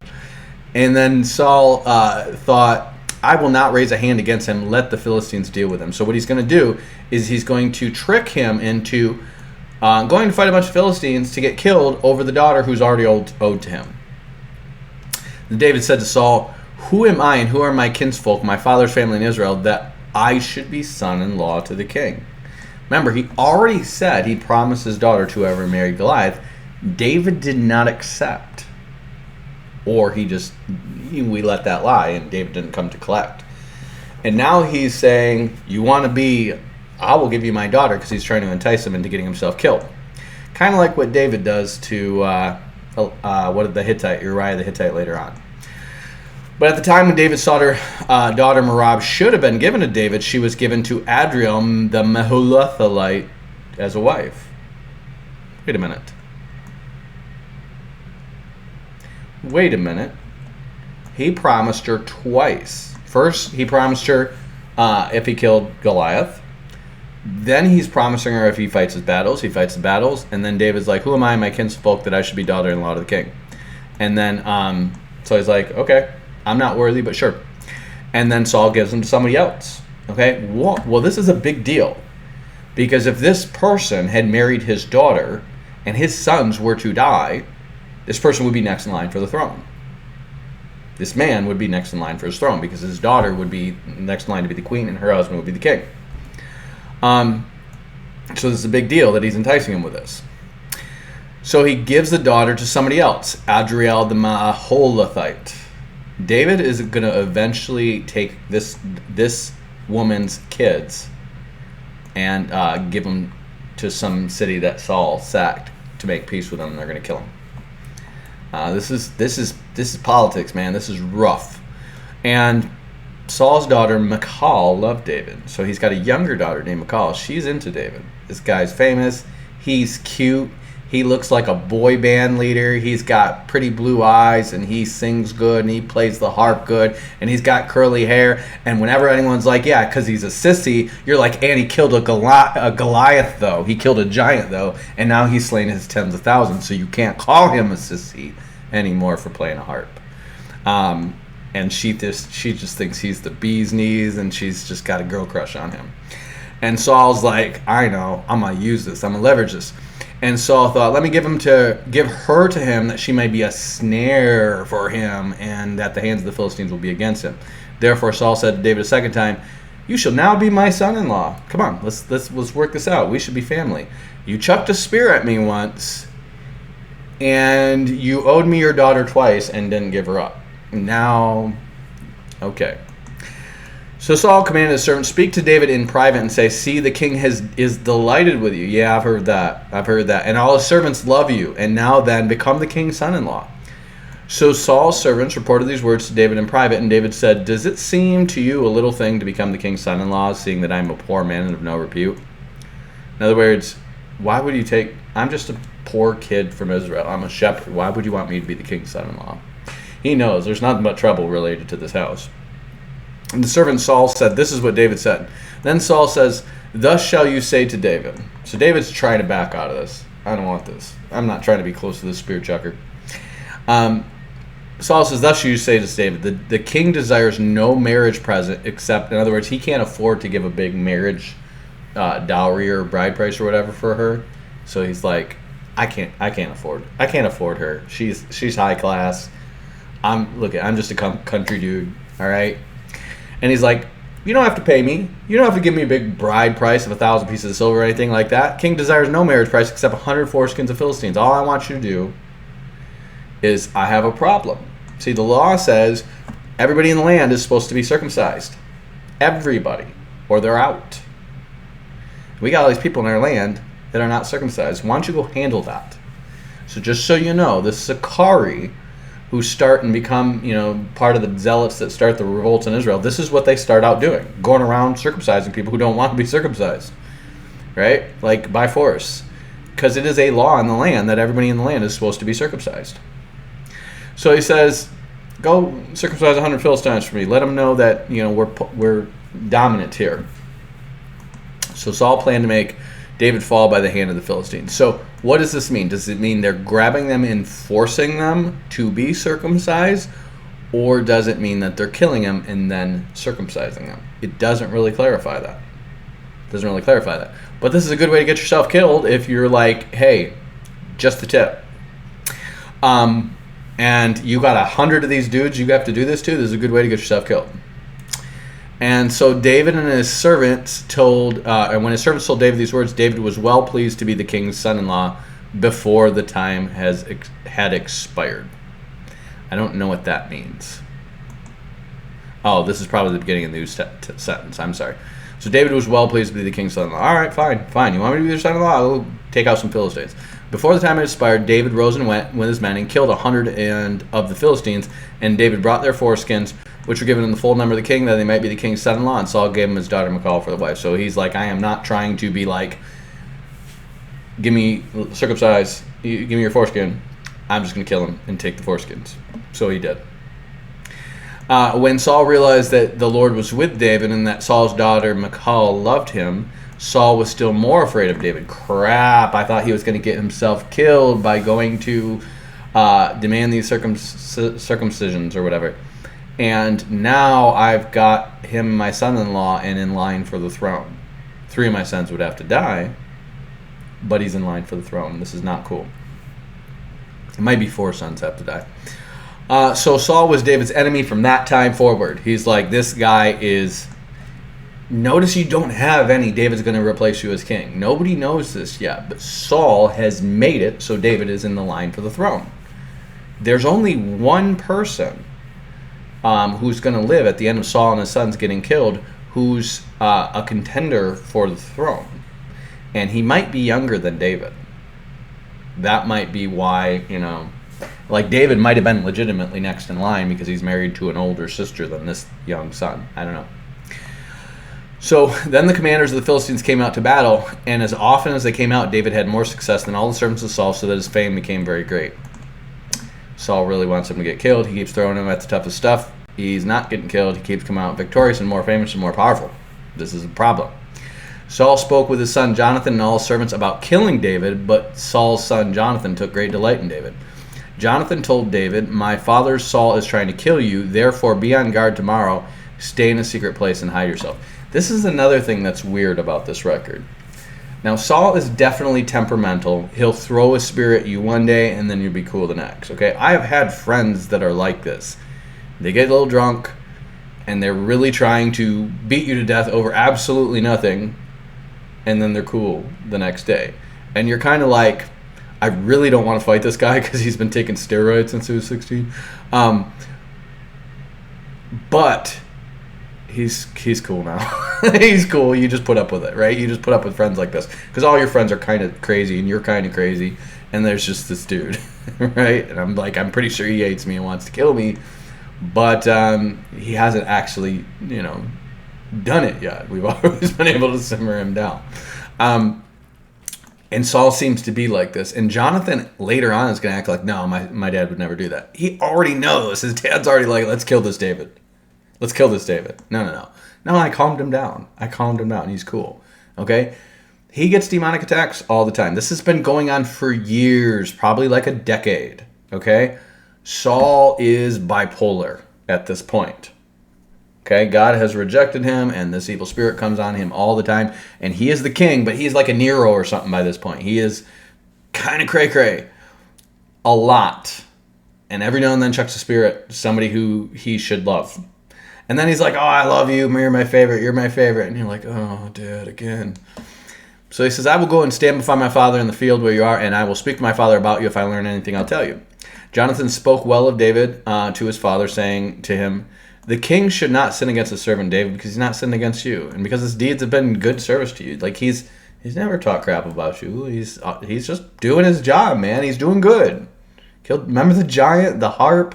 Everything he does is good. For he took his life in his hand when he attacked the Philistine, and the Lord brought a great victory for all of Israel. You saw it and rejoice. Why then would you sin against an innocent person by killing David without cause? Saul heeded to the voice of Jonathan, and Saul swore, as the Lord lives, he shall not be put to death. This is how bipolar Saul is, okay? He's going to keep repenting and keep going back to it because that demon comes back. He will not be put to death. Or will he? So Jonathan called David and related these things to him, and Jonathan brought David to Saul, and he was in his presence before. Remember, God takes the account the words you say. As the Lord lives, he shall not be put to death. And yet he's going to keep trying to kill him. It was, Saul, you got to go, saith the Lord. Again, there was war, and David went out to fight with the Philistines. He launched a heavy attack on them so that they fled before him. Then an evil spirit from the Lord came upon Saul. As he sat in his house with his spear in his hand while David was playing music, doing his thing. All right, come back. He needs you for the evil spirit thing. All right, but remember that last time when he chucked the spear at me? He's cool. He said, as the Lord lives, dude. He said, as the Lord lives. So we know. We all heard it. He'll be fine. Go play the harp for him. All right, I'll do it. Because for you, Jonathan, for you, I'll do this. Because I love you like a brother. But, oh, your dad, though. I know, my dad, I know. Okay. Saul sought to pin David to the wall with a spear because he eluded Saul that he struck the spear in the wall. These walls are made of stone, y'all. Maybe they've got some mud brick and all that stuff. Whatever. David fled and escaped that night. Listen, Jonathan, you said it was cool. You said your dad was cool. He's just having another, panic attack with the demon. He's just frustrated. He's just frustrated. He chucked a spear at me again. This is the second time he has tried to pin me to the wall with a spear. Remember how he talks like, let's kill David, and then he keeps trying to kill me? I swear he wouldn't do that. Jonathan's going to say that after this, okay? Now listen. Saul sent messengers to David's house to keep watch over him, planning to kill him in the morning. David's wife, Michal, told him, if you do not save your life tomorrow you will be killed. So Michal let David down through a window, and he fled, and he escaped. And Michal took an idol and laid it on his bed, and she put a net of goat's hair on its head and covered it with clothes. Now, why does she have an idol? There's this thing called a teraphim, and I'm going to get into all this in my my Serpent by the Way book. What a teraphim is it literally is a statue of a person. What would you have an idol for? A statue of a person for? It's obviously the size of the person, because she lays in his bed, puts goat hair on its head, and pretends it's David. So it's the size of a person. Well, why would you have that in your house? This is simple. You put your armor on it. This is not an idol that you worship. This is a mannequin that you put your armor on when you get home. Okay? You go to Japan and watch a samurai movie, whatever, and they're going to have these stand-up guys with their armor on them. Why? Because you don't just crunch it all up in the thing. It's got to look good. You got to have polish and all this good stuff, okay? So you put it on a statue that looks like a person. Obviously, it's got to have a head, but we're not going to make hair on this thing, nor are we going to paint it up or whatever, and that's why she uses goat hair and makes it look like him. So she's taken his mannequin and puts it in bed and makes it look like it's him. Okay? So she took an idol, laid it on the bed, put a net of goat's hair on its head, and covered it with the clothes. So she took a net, stuffed a bunch of goat hair, and put it in his head and makes it look like, look, he's in bed. See, curly hair. It's not that. Does he get blonder? No, that's him. So Saul sent messengers to take David, and he said he's sick. And Saul sent messengers to see David for themselves. He said, bring him up to me in the bed that I may kill him. And when the messengers came in, the idol was in the bed, and they're covering goat's hair on his head, and they're like, we've been duped. And Saul said to Michal, why have you deceived me like this and let my enemy go so that he escape? And she's like, Dad is temperamental and tries to spear people every now and again. So she's like, he said to me, let me go. Why should I kill you? In other words, he threatened to kill me if I didn't let him go. So now the king's daughter has said, he threatened to kill my daughter. And the king will be like, oh, well, then that's why we got to get him. Not because of other reasons, because he threatened my daughter. Michal kind of just backs off after this. And David had fled and escaped, and he came to Samuel at Ramah and told him all that Saul had done to him. And he and Samuel went and settled at Naioth. Where is Naioth map?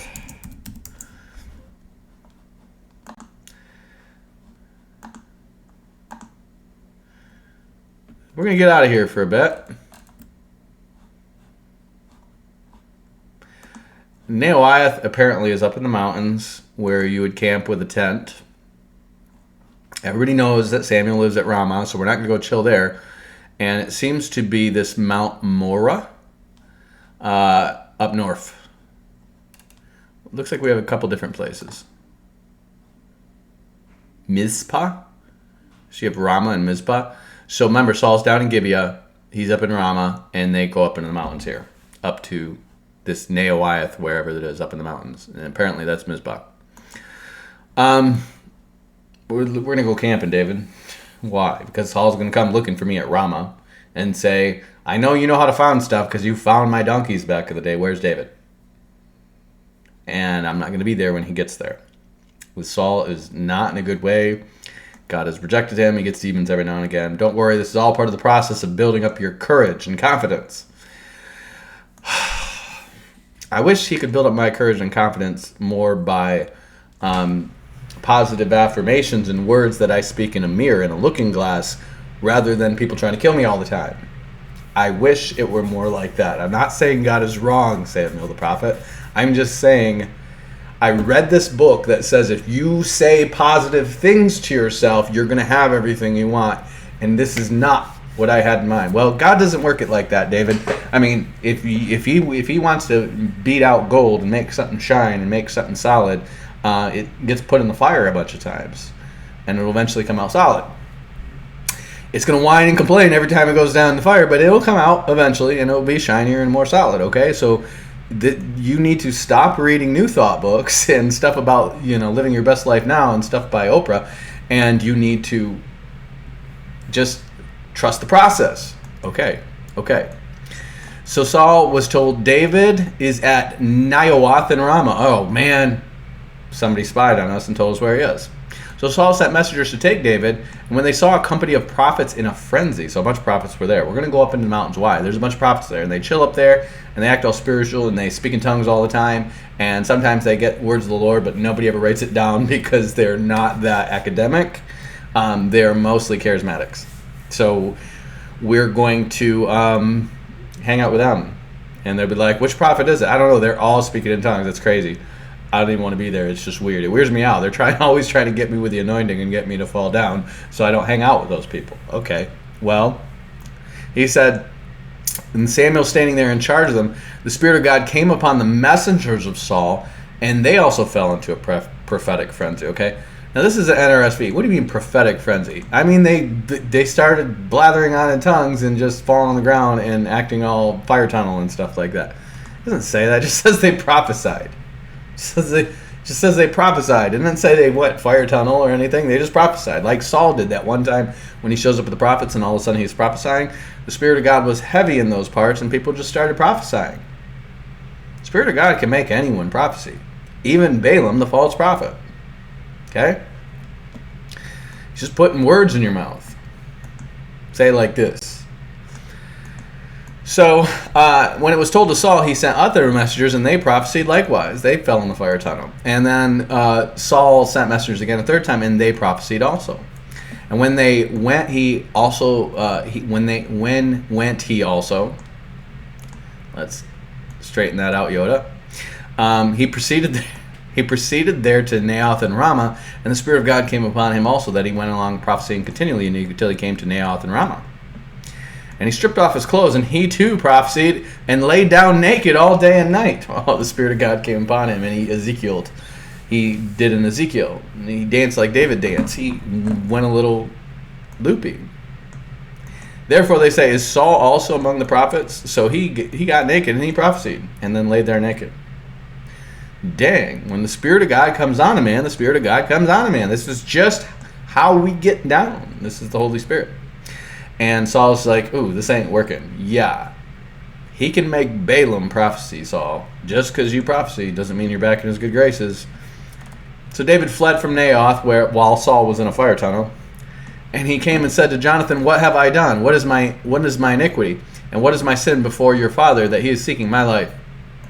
And he said to him, far from it, you shall not die. Behold, my father does nothing, either small or great, without disclosing it to me. So why should my father hide this thing from me? It is not so. It's not so.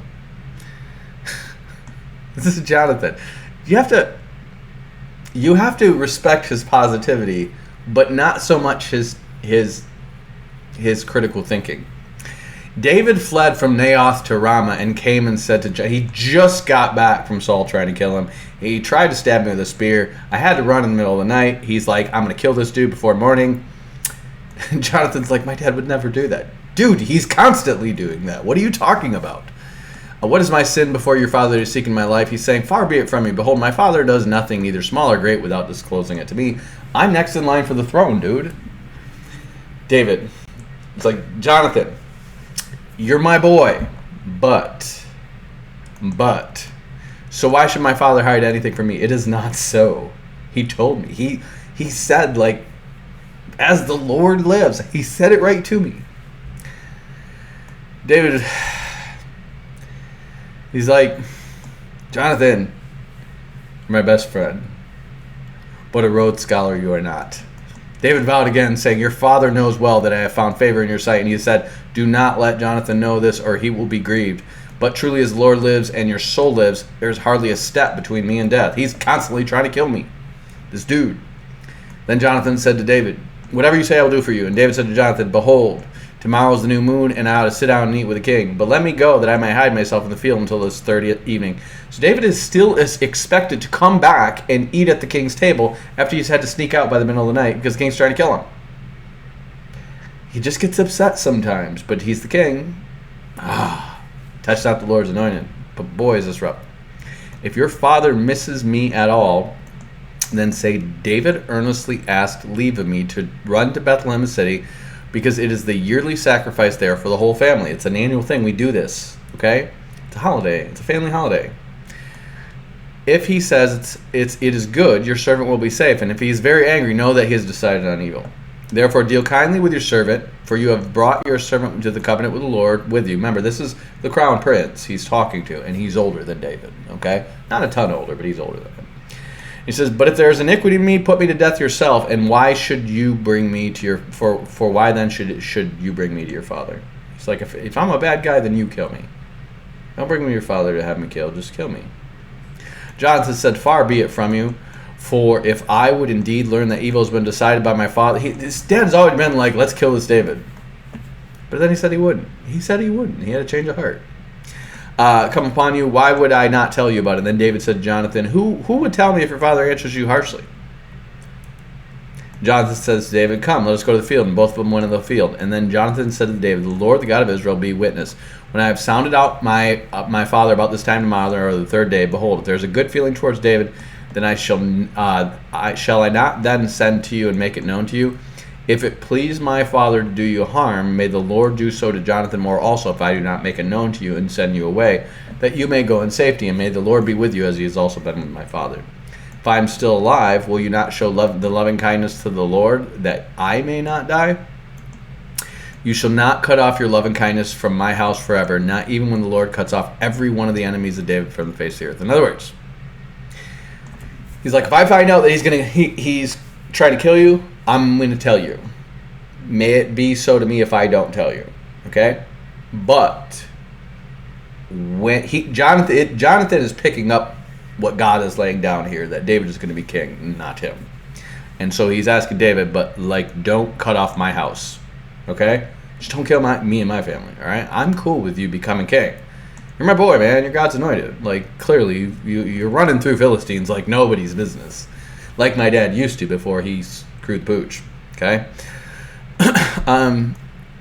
So Jonathan made a covenant with the house of David, saying, may the Lord require it at the hands of David's enemies. Jonathan made David vow again because of his love for him, because he loved him as his own life. Then Jonathan said to him, tomorrow is the new moon, and you will be missed because your seat will be empty. When you have stayed for 3 days, you shall go down quickly and come to the place where you hid yourself on that eventful day, and you shall remain by the stone at Ezel. I will shoot 3 arrows to the side as though I had shot at a target. Okay, so I'm going to shoot 3 arrows like I'm aiming. What are you doing? I'm just practicing shooting, Dad. I'm not giving a secret signal to David.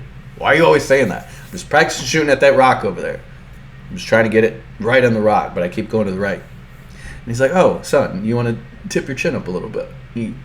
That's how you do it. Okay. And so he says, behold, I'll send the lad and go find the arrows. And if I specifically say to the lad, behold, the arrows are on this side of you, go get them. In other words, I'm going to signal to this kid who's running out there to get my arrows. We're like, they're over to the left. They're over to the left. That's the signal. But if I say, for there is safety for you and not harm. as the Lord lives. But if I say to the youth, behold, the arrows are beyond you. It's the other side. Oh, over there. Keep further. Nope, not that far. Then the Lord has sent you away. Okay? That's the signal. I'm going to shoot a bunch of arrows, and then when I send a lad to go grab my arrows, I'm going to be like, they're not that far. So that's the signal. He's either sending them that way or pulling them this way, and that's how you know. Go away or come. Okay? As for the agreement of which you and I have spoken, behold, the Lord is between me and you forever. So in other words, David is just fronting like he's out of town for a minute. He escaped in the middle of the night, not because he suspects you of trying to kill him because you've thrown a spear at him twice, but he just had a family reunion to get to. That's all. We all know Saul's a little crazy right now. If I tell this lad, the arrows are this way, that's your signal to David. Just come back to his table and pretend like everything's normal. Because we just all know Saul's crazy. So David hid in the field, and when the new moon came, the king sat down to eat food. Then the king sat by his seat as usual, in the seat by the wall, and Jonathan rose up, and Abner sat down on Saul's side. This Abner guy's basically, I think he's Saul's uncle. And he's like the head of his army. He might be like a nephew, though, I think. He sat down on Saul's side, but David's place was empty. Let's look at this Abner. Because Abner and Joab are going to get into it later. Let's see. And the name of Saul's wife was Ahinoam, and the name of the captain of the host was Abner, the son of Ner, Saul's uncle. So Abner is Saul's uncle. So he's probably... You could have an uncle who's younger than you or your age, okay? So they're probably similar aged, but he's running the army. He's running the show now, okay? David was like the captain of his bodyguard for a while, I think. And then he puts them out to be lead a raiding party, basically. And David gets good at this raiding party stuff, and that's going to come in really handy when he's on the outs, okay? Now the war against the Philistine was severe all the days of Saul, and when Saul saw that the mighty man and any valiant man, he attached him to his staff, okay? So this is back in the day. So...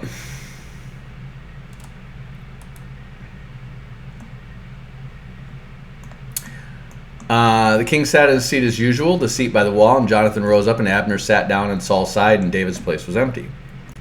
Now, nevertheless, Saul did not speak anything that day, for he thought, it is an accident. He is not clean. Surely he is not clean. Saul has chucked a spear at him twice. He has said to his son, let's plot on this dude and kill him. He has called his daughter, David's wife, to be like, let's go bring him here so I can kill him. David snuck out, so he ran up to Ramah, and he's like, sent messengers twice, and then himself being like, let's go find this David and kill him. And then David doesn't show up at his table, and Saul is like, oh, it's probably because he's unclean. He probably touched some dead corpse or something, and he just doesn't want to make anyone clean because he's all about the law. Saul is legit crazy by this time, okay? He himself, remember, he fell down naked and prophesied for a day and a half. He himself does not get how he's kind of Kanye West. He's kind of like that. Does not quite get how crazy he is to other people outside of his head. It came about the next day, and the second day of the new moon, that David's place was empty. He's still not here. Come on, man. You're unclean till evening. What the heck? Where is he? So Saul said to Jonathan, his son, why has the son of Jesse not come to the meal either yesterday or today? And Jonathan answered, said, David earnestly asked leave me to go to Bethlehem. He just said he wanted to go to Bethlehem. Sure he ain't sneaking around because I'm trying to kill him all the time? No, he just... family reunion, this is your family reunion. They just get together, they play volleyball, have a pool party, and eat some good mutton. I don't know. For he said, please let me go, since our family has a sacrifice in the city, and my brother has commanded me to attend. My older brother told me to. And now if I have found favor in your sight, please let me get away that I may see my brothers. For this reason he has not come to the king's table. Remember, David's family is free in Israel because he killed Goliath, so they probably don't have to be part of Saul's army anymore. So they're just chilling. They're back there. Okay? Then Saul's anger burned against Jonathan, and he said to him, you are a son of a perverse, rebellious woman. Now remember back in the day he was going to kill Jonathan because of the rebellion he stirred up by the eating of the food? Okay? Saul never let that lie. You are a son of a perverse and rebellious woman. Saul might have multiple wives by this time, and he might have divorced or not been happy with, or this woman died. I don't know. But he calls him the son of a perverse and rebellious woman. What do you mean? I mean, I like that stuff she did when we first got together, but she is a witch, basically. Like, she's awful now that I got to know her. And you are her son. Do you not know that you are choosing a son of Jesse to your own shame, to the shame of your mother's nakedness?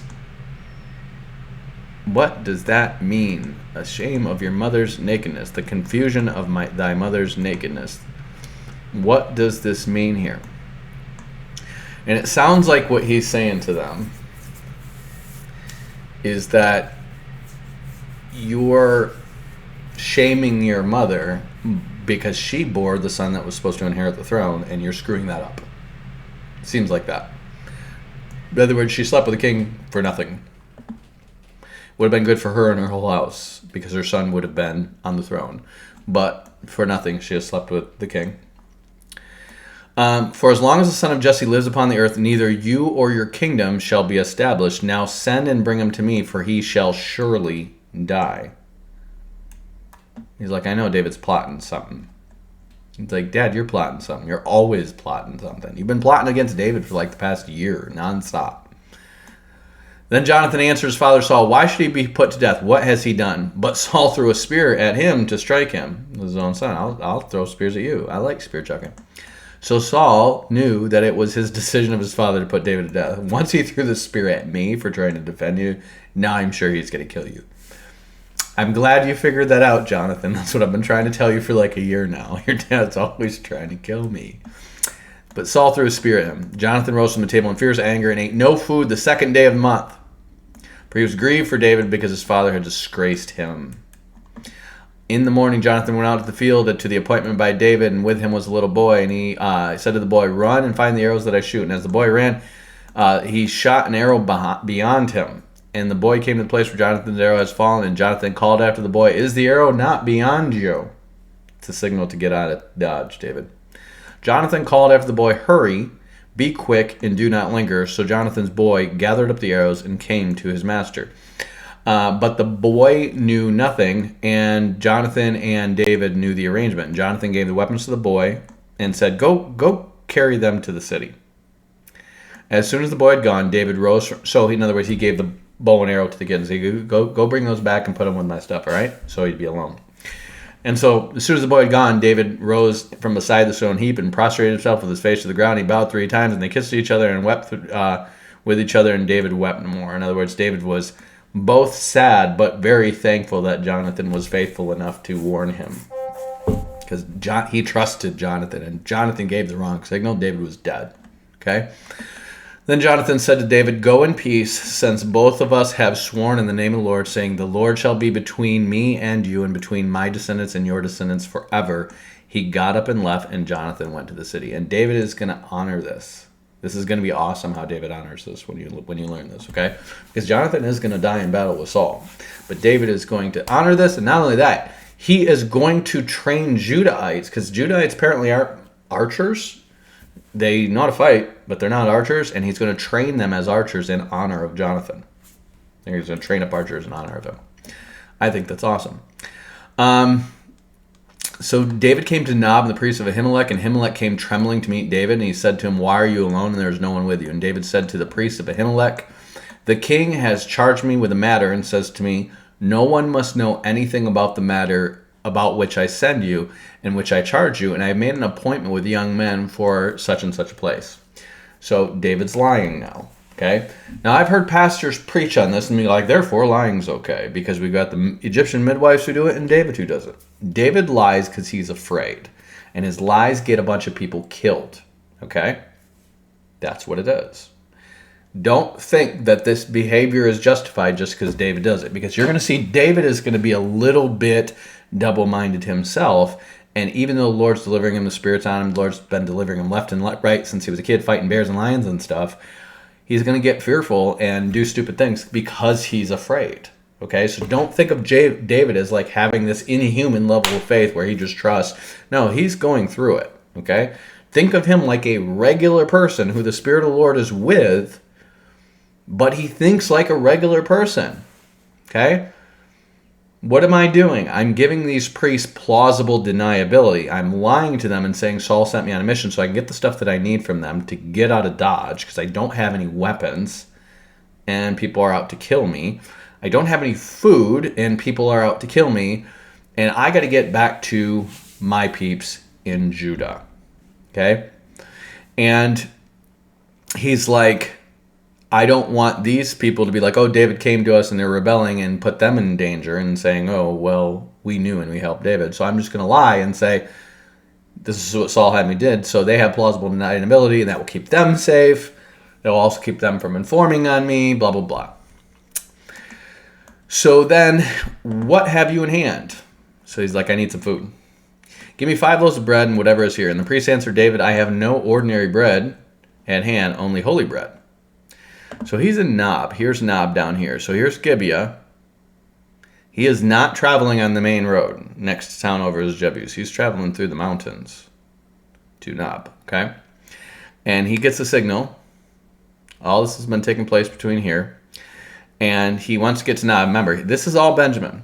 All this territory, even Jebus is part of Benjamin's territory. This is all Benjamin's territory. He needs to get to Judah, to his own peeps, where it's safe. Okay? And he's in Nob. He's almost there. He's getting close. And talks to the priest, and he needs some food. He's hungry by this time. He's been moving. So let's see. The bread provided the young men have kept themselves. Let's see. So the priest answered, I have no ordinary bread at hand, but only holy bread, provided the young men have kept themselves from women. Jesus is going to talk about this. And David answered the priest, indeed, women have been kept from us, as always when we go on expedition. In other words, we're clean. We're sanctified for battle. And the vessels of the young men are holy, even when it is a common journey. How much more today will their vessels be holy? In other words, their vessels, their bodies, their persons are sanctified, consecrated for journeys in the name of the King, let alone battles, and there definitely are. So we're consecrated. We should be able to eat. So the priest gave him the holy bread, and there was no bread except the bread of the presence. This is the show bread that is sitting out, which is foretyping the communion. They don't know what it means yet, but this is just what the Lord told them to do in the law of Moses, which is removed before the Lord and replaced with hot bread in the day it's taken away. So every day they put new bread there. And then this bread is usually eaten by the priests and their families. But now they're going to give it to David and his men. And I think they have 7 stacks of bread. So they're all right. So a certain man of the servants of Saul was there that day and detained for the Lord, and his name was Doeg the Edomite, the chief of Saul's shepherds. So it doesn't necessarily say that David has men with him. He's just saying he's on an errand from the king, and he needs a bunch of food for him and his men. But I'm sure he's got some peeps with him. He's definitely got his trusted companions, possibly even relatives with him, okay? But it doesn't say he's got a crowd with him. They join to him later. So he's just getting this food because he's got to journey for a while through the wilderness and avoid the main towns to get to, remember, he's from Bethlehem down here. He's going to go around everything. Jebus is occupied. It's probably subjugated, so they might tell them, he's here, because they just don't like him. But the main road is not safe. So he's got to go around. So David said to Ahimelech, is there no spear or sword here with you? I did not bring my sword or my weapons with me because the king's business required haste. Priest is kind of like, really? So he sent you away with no food and no weapons to do some king's business. That seems kind of weird, dude. The priest said, the sword of Goliath the Philistine, whom you killed in the valley of Elah, is here wrapped in cloth behind the ephod in Nob. So I don't know where Goliath's head is. I doubt that it's just in Jerusalem. If you will take that, take it, but there's none here except that one. David said, there is none like it. Give it to me. David rose and fled that day from Saul, and he went to King Achish of Gath. So he's not going to go to Judah because that's where he's looking for him. He's going to go all the way down to Achish. So there's Gath, and King Achish is the king of Gath. Remember, that's where Goliath was. So the guy, remember, Goliath was his champion, and David's going to go to the king who Goliath was the champion for. That doesn't seem smart. Well, it does if he's on the market for a champion. Maybe he'll protect David. My enemy's enemy is my friend. What is he thinking? He's terrified. Saul is hunting him down to kill him. He doesn't know where to go. He doesn't want to go back to his family and get his family killed because Saul's going to come looking for him. So he gets a bunch of food so he can travel around in the outskirts, and he's going to go to Gath, where this guy's on the market for a champion, and he's certainly not friendly with Saul. Why? Because he's scared, he's terrified, and he's being stupid, and this does not work out for him, at least not right now. The servants of Achish said to him, "Is this not David, the king of the land?" They did not sing to did they not sing to one another in his dances? Saul's killed his thousands, and David his tens of thousands. Isn't this the guy, the giant killer, the guy who's been for years like kicking our butts and taking names? And David took these words to heart and was very much afraid of King Achish and Gath. So he changed his behavior before them and pretended to be mad when he was in their presence. He scratched marks on the door of the gate and let his spittle run down his beard. So he just pretended to be crazy. The drooling and stuff and just acting crazy on their door. And in ancient times, when someone was acting crazy like that, because they probably had a demon, these people were like, oh, maybe we can use them for divination, and they're coming with some omen or something like that. They treated them like prophets, okay? Now, when we see just like today, where you have charismania, and then you have people who genuinely prophesy, back then, you're going to have crazy false prophets who go crazy and hysterical in prophecy, and then real prophets who sometimes do a crazy thing, like lay there naked for days, and sometimes just act more normal, but they prophesy, okay? So it's mimicry, and in Philistine culture and a lot of these pagan cultures, these crazies were looked at as divinely inspired. But Achish has got plenty of these dudes around. So he changed his behavior before them and pretended to be mad, and Achish said to his servants, look, you see the man is mad. So in other words, they're not 100% that this is David, okay? They're like, isn't this David? You see the man is mad. Why then have you brought him to me? Do I lack madman that you have brought this fellow to play madman in my presence? Shall this fellow come into my house?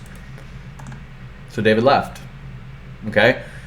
He is going to go back and serve this guy eventually as like a warlord working for him. Eventually. But right now, he tried to go there and he got scared. So he acted crazy. So you see him, you're going to find this multiple times in David's flight, that he does things in his flesh that are not the brightest because he's afraid, because he's like a normal human, okay? Just because David's doing it doesn't mean it's justified before the Lord.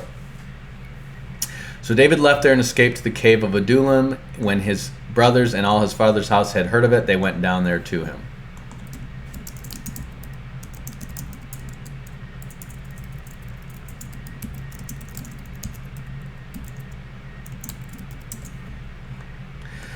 So now he's like halfway back towards Gath.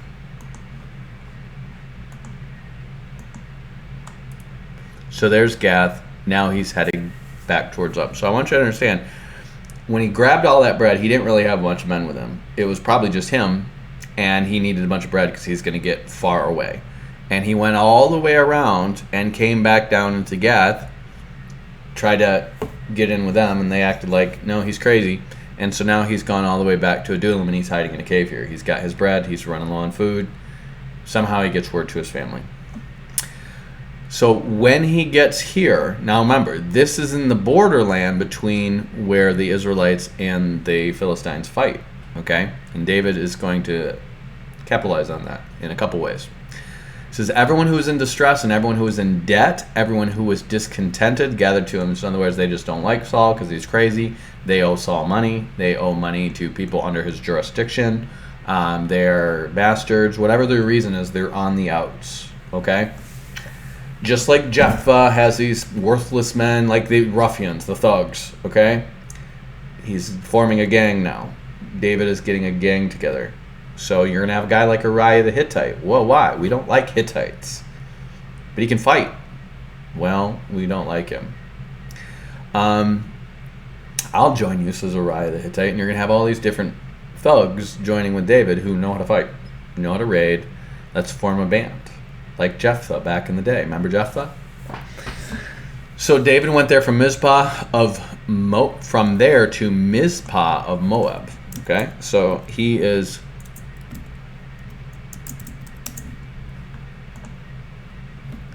Now it says Mizpah of Moab. Okay, apparently there's a Mizpah in Israel too, but there's a Mizpah of Moab. Well, remember, David's great grandmother Ruth is a Moabitess, so he's got Moabites in his family, and he says to the king of Moab, "Please let my father and mother come to you until I know that what God will do for me," because his grandmother was a Moabite.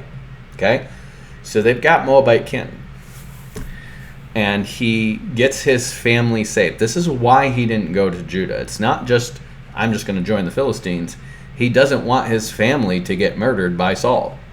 Now his family's safe. Now we can dance. Now he's got a band of men, and his family is safe in Moab.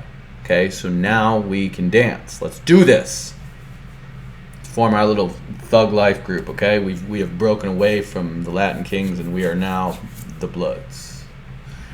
Something like that. And he left them with the king of Moab, and he stayed with them all that time that David was in the stronghold. And the prophet Gad said to David, this is how you know David's in with Gad the seer, okay? The prophet Gad said to David, "Do not remain in the stronghold, leave and go to the land of Judah." Now, who is the prophet Gad? Probably one of those. Remember, David's been on the run, but before he went there, he hung out with Samuel, and he meets all these other prophets. And one of those prophets is probably Gad. Now, remember, Samuel's a very old man. Gad is probably a younger prophet, and he's got some good legs under him, so he can run around a little bit, okay? Gad is probably going to record the rest of this story, at least until David's king. Nathan probably records some, or Nathan might just appear in it, and Gad is recording the whole thing, okay? So we see Gad here. He is now David's kind of go-to prophet. Samuel's a very old man. He's going to die pretty soon, okay? But Gad is now his go-to prophet. And then Nathan becomes his court prophet, if you will, once he's king. Okay? So, he said, "Do not remain in the stronghold, leave, go to the land of Judah." And David left and went to the forest of Hereth. And Saul heard that David and those who were with him had been located. And Saul was sitting at Gibeah under the tamarisk tree on the height. And the spear was in his hand, and his servants were standing all around him. Saul said to his servants who stood around him, "Hear now, Benjamites. Will the son of Jesse give every one of you fields and vineyards? Will he make you commanders of thousands and commanders of hundreds? Is that why all of you have conspired against me? No one discloses to me when my son makes a league with the son of Jesse. None of you is sorry for me or discloses to me that my son has stirred up my servant against me to lie in wait as he is doing today." Now what's going on? People like David. Both in Benjamin and in Judah and all of Israel, they like David. He killed Goliath, he's kicking butts and taking names, and Saul doesn't like him. Even Saul's own son likes David. Okay? Saul is kind of crazy, and everyone kind of knows it, but he is the king. And people are just playing silent here. We're not going to try to go after the king. He does have Abner, his uncle, the commander of the army, on his side. Okay? So I saw the son of... So then Doeg the Edomite, who was in charge of Saul's servants... apparently, this guy was in charge of Saul's servants, was going to Nob. Why? Probably because they're delivering food to the priests, like good law-abiding king's house would do. Okay? And the son of Jesse coming to Nob, and Ahimelech the son of Ahitub, to Ahimelech the son of Ahitub. Ahimelech is going to be, again, I think it was Ahitub. That was the one when Jonathan was the high priest. When oh no, it might be the same Ahimelech. Hold on.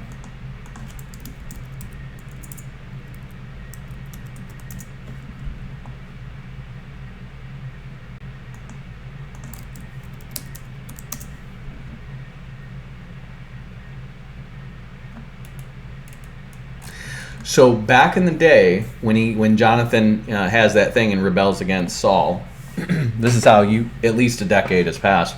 It's now his son who's the high priest. And I think if you were the high priest, you couldn't be the high priest until you were 30. You had the role for like 20 years, and then you passed it to your son. I think that's how it goes.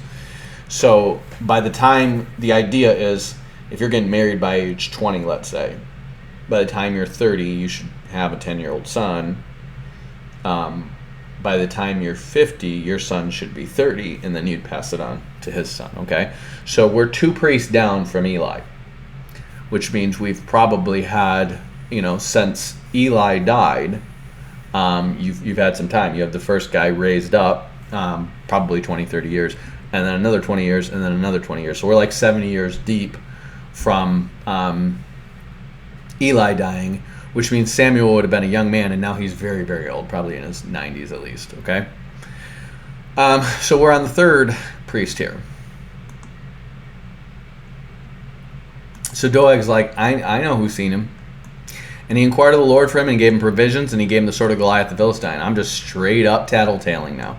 And the king sent for the priest Ahimelech, the son of Ahitub, and for his father's house, and the priests who were at Nob, and all those who came to the king. And Saul said, Listen now, son of Ahitub. And he answered, Here I am, my lord. See, remember, Ahimelech wasn't being sneaky or anything because David lied to him. So he wasn't being low-key about everything he's doing. He's like, okay, here you go, here's some stuff, right? And Saul said, Listen now, son of Ahitub. Remember, this was Saul's personal priest when he went out to battle, who was doing the stuff with the Urim and Thummim. So he was friends with this guy's father, and he's going to murder his son. He answered, Here I am, my lord. You're going to have this back and forth between the priests and the kings a lot, which is why the Levites eventually take over. These kings are not the best to these priests. So Saul said to him, Why have you conspired against me, you and the son of Jesse, by giving him bread and a sword, and inquiring of the Lord for him, that he has risen against me to lie in wait, as he is doing today?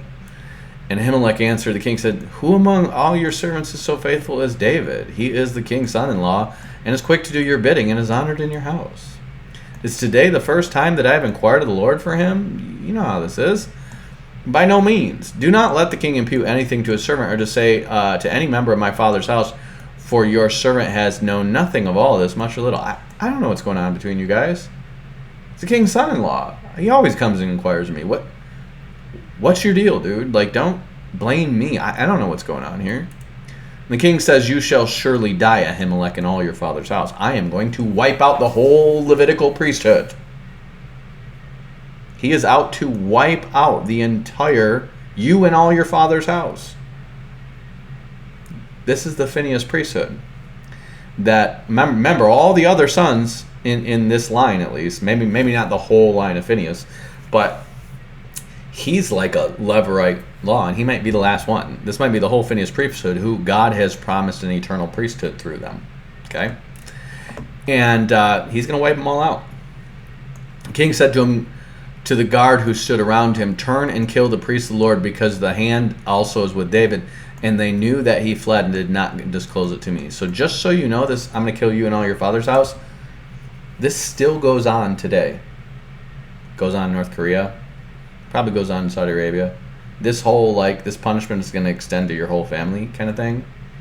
Still goes on today, okay, among strong political leaders. But the servants of the king would not raise their hand to attack the priests of the Lord. And the king said to Doeg, You, Doeg, turn and attack the priest. And Doeg the Edomite turned and attacked the priest. And on that day he killed 85 who wore the linen ephod. He killed 85 priests. Okay? They were going to wipe out the entire priesthood. One guy escapes. 85 people that wore the linen priest. That's not a small number. He went and took the whole extended family of everybody who was related, because those who are who all the priests are. Yes, there's a lot of Levites spread all around, okay? But we're talking about the priesthood, not just the Levites, okay? The priestly class, the line of Phinehas, who God has promised an eternal priesthood. He's killed 85 of them. There are not a lot of men left to bear kids. In fact, there's one. They're going to almost do this to the line of Judah too. The devil wants to wipe out the people who God makes these eternal promises to. Okay? He wants to defeat God. So Nob, the city of priests, he put to the sword men and women and children and infants and oxen and donkeys and sheep. He put to the sword the whole priesthood. But one of the sons of Ahimelech, the son of Ahitub, named Abiathar, escaped and fled to David. Now, he wasn't like, David, you lied to us and we all got killed because of you, because you weren't really serving Saul when you came to us, and now you got us all killed. He's more scared of Saul than he is of David. Abiathar told David that Saul had killed the priest of the Lord, and David said to Abiathar, listen to this. If I'm Abiathar, I'm going to be a little slighted here. I knew on that day when Doeg the Edomite was there that he would surely tell Saul, I am responsible for the lives of all your father's house. David owns it. This is all my fault. I lied to you guys. I knew Doeg was going to tell him.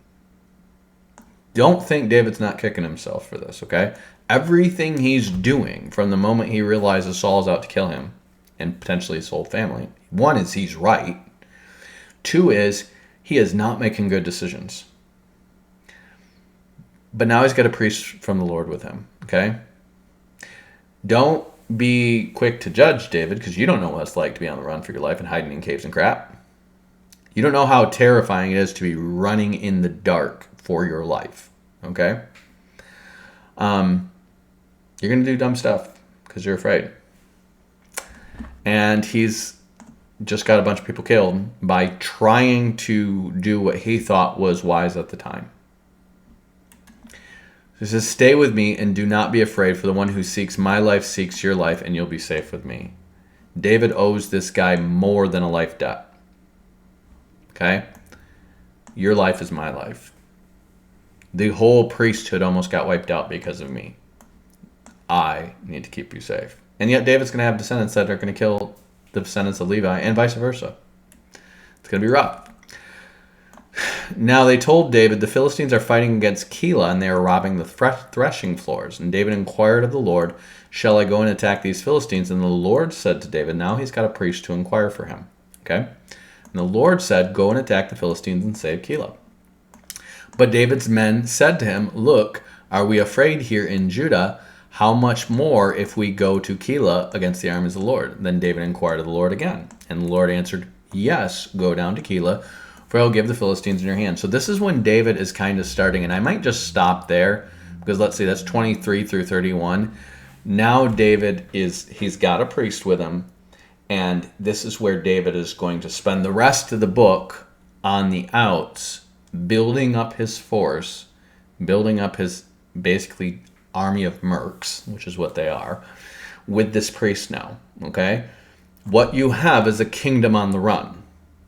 This is a type of the church, okay? So you have you have the new high priest with the son of David on the run, on the outside among the Gentiles, because they're being persecuted in Israel by who? Saul of Benjamin.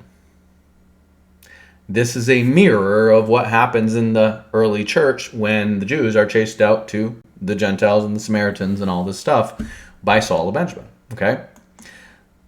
Paul recognizes this, and he's going to allude to that recognition in the book of Acts. So this is kind of a type of Christ in the church. David is kind of a Christ type, but so also is this new high priest, this last surviving Levite. And he's inquiring from the Lord, and they are spirit-led, and Saul is not anymore. He doesn't have David with him. He doesn't have the priests with him. He doesn't have the prophets with him. Anybody who the Lord is working in by the Spirit is not on Saul's side anymore. And so Saul is heading towards his doom, but it's going to be years before he gets there. So in these years, David is going to make strategic marriages. He is going to make strategic alliances. And then Saul's going to die. And then he's going to still have to fight to get the kingdom. It's going to be, again, David is 40 by the time he's king. So he's probably been chilling with Saul since he was a teenager. You're talking 23 years has in between that and then Saul being king. So I'm spitballing this, but you're probably looking at David is probably now, I would guess, in his early to mid 30s. He's 40 by the time he becomes king.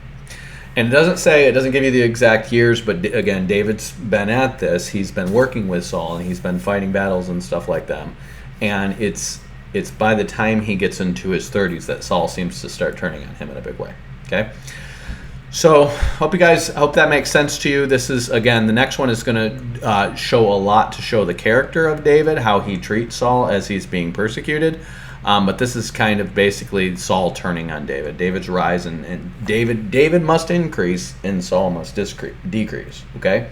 So it is like John the Baptist in Jesus' era, right? John the Baptist saying, I must decrease, he must increase. Because you're having a shift from the old covenant to the new covenant in a typological form. Okay? So I hope you guys are blessed by this. I hope if you have any questions, leave them in the comment section. That will keep me thinking for the next round. I've been reading ahead, and I'm going to be, again, doing this in a week.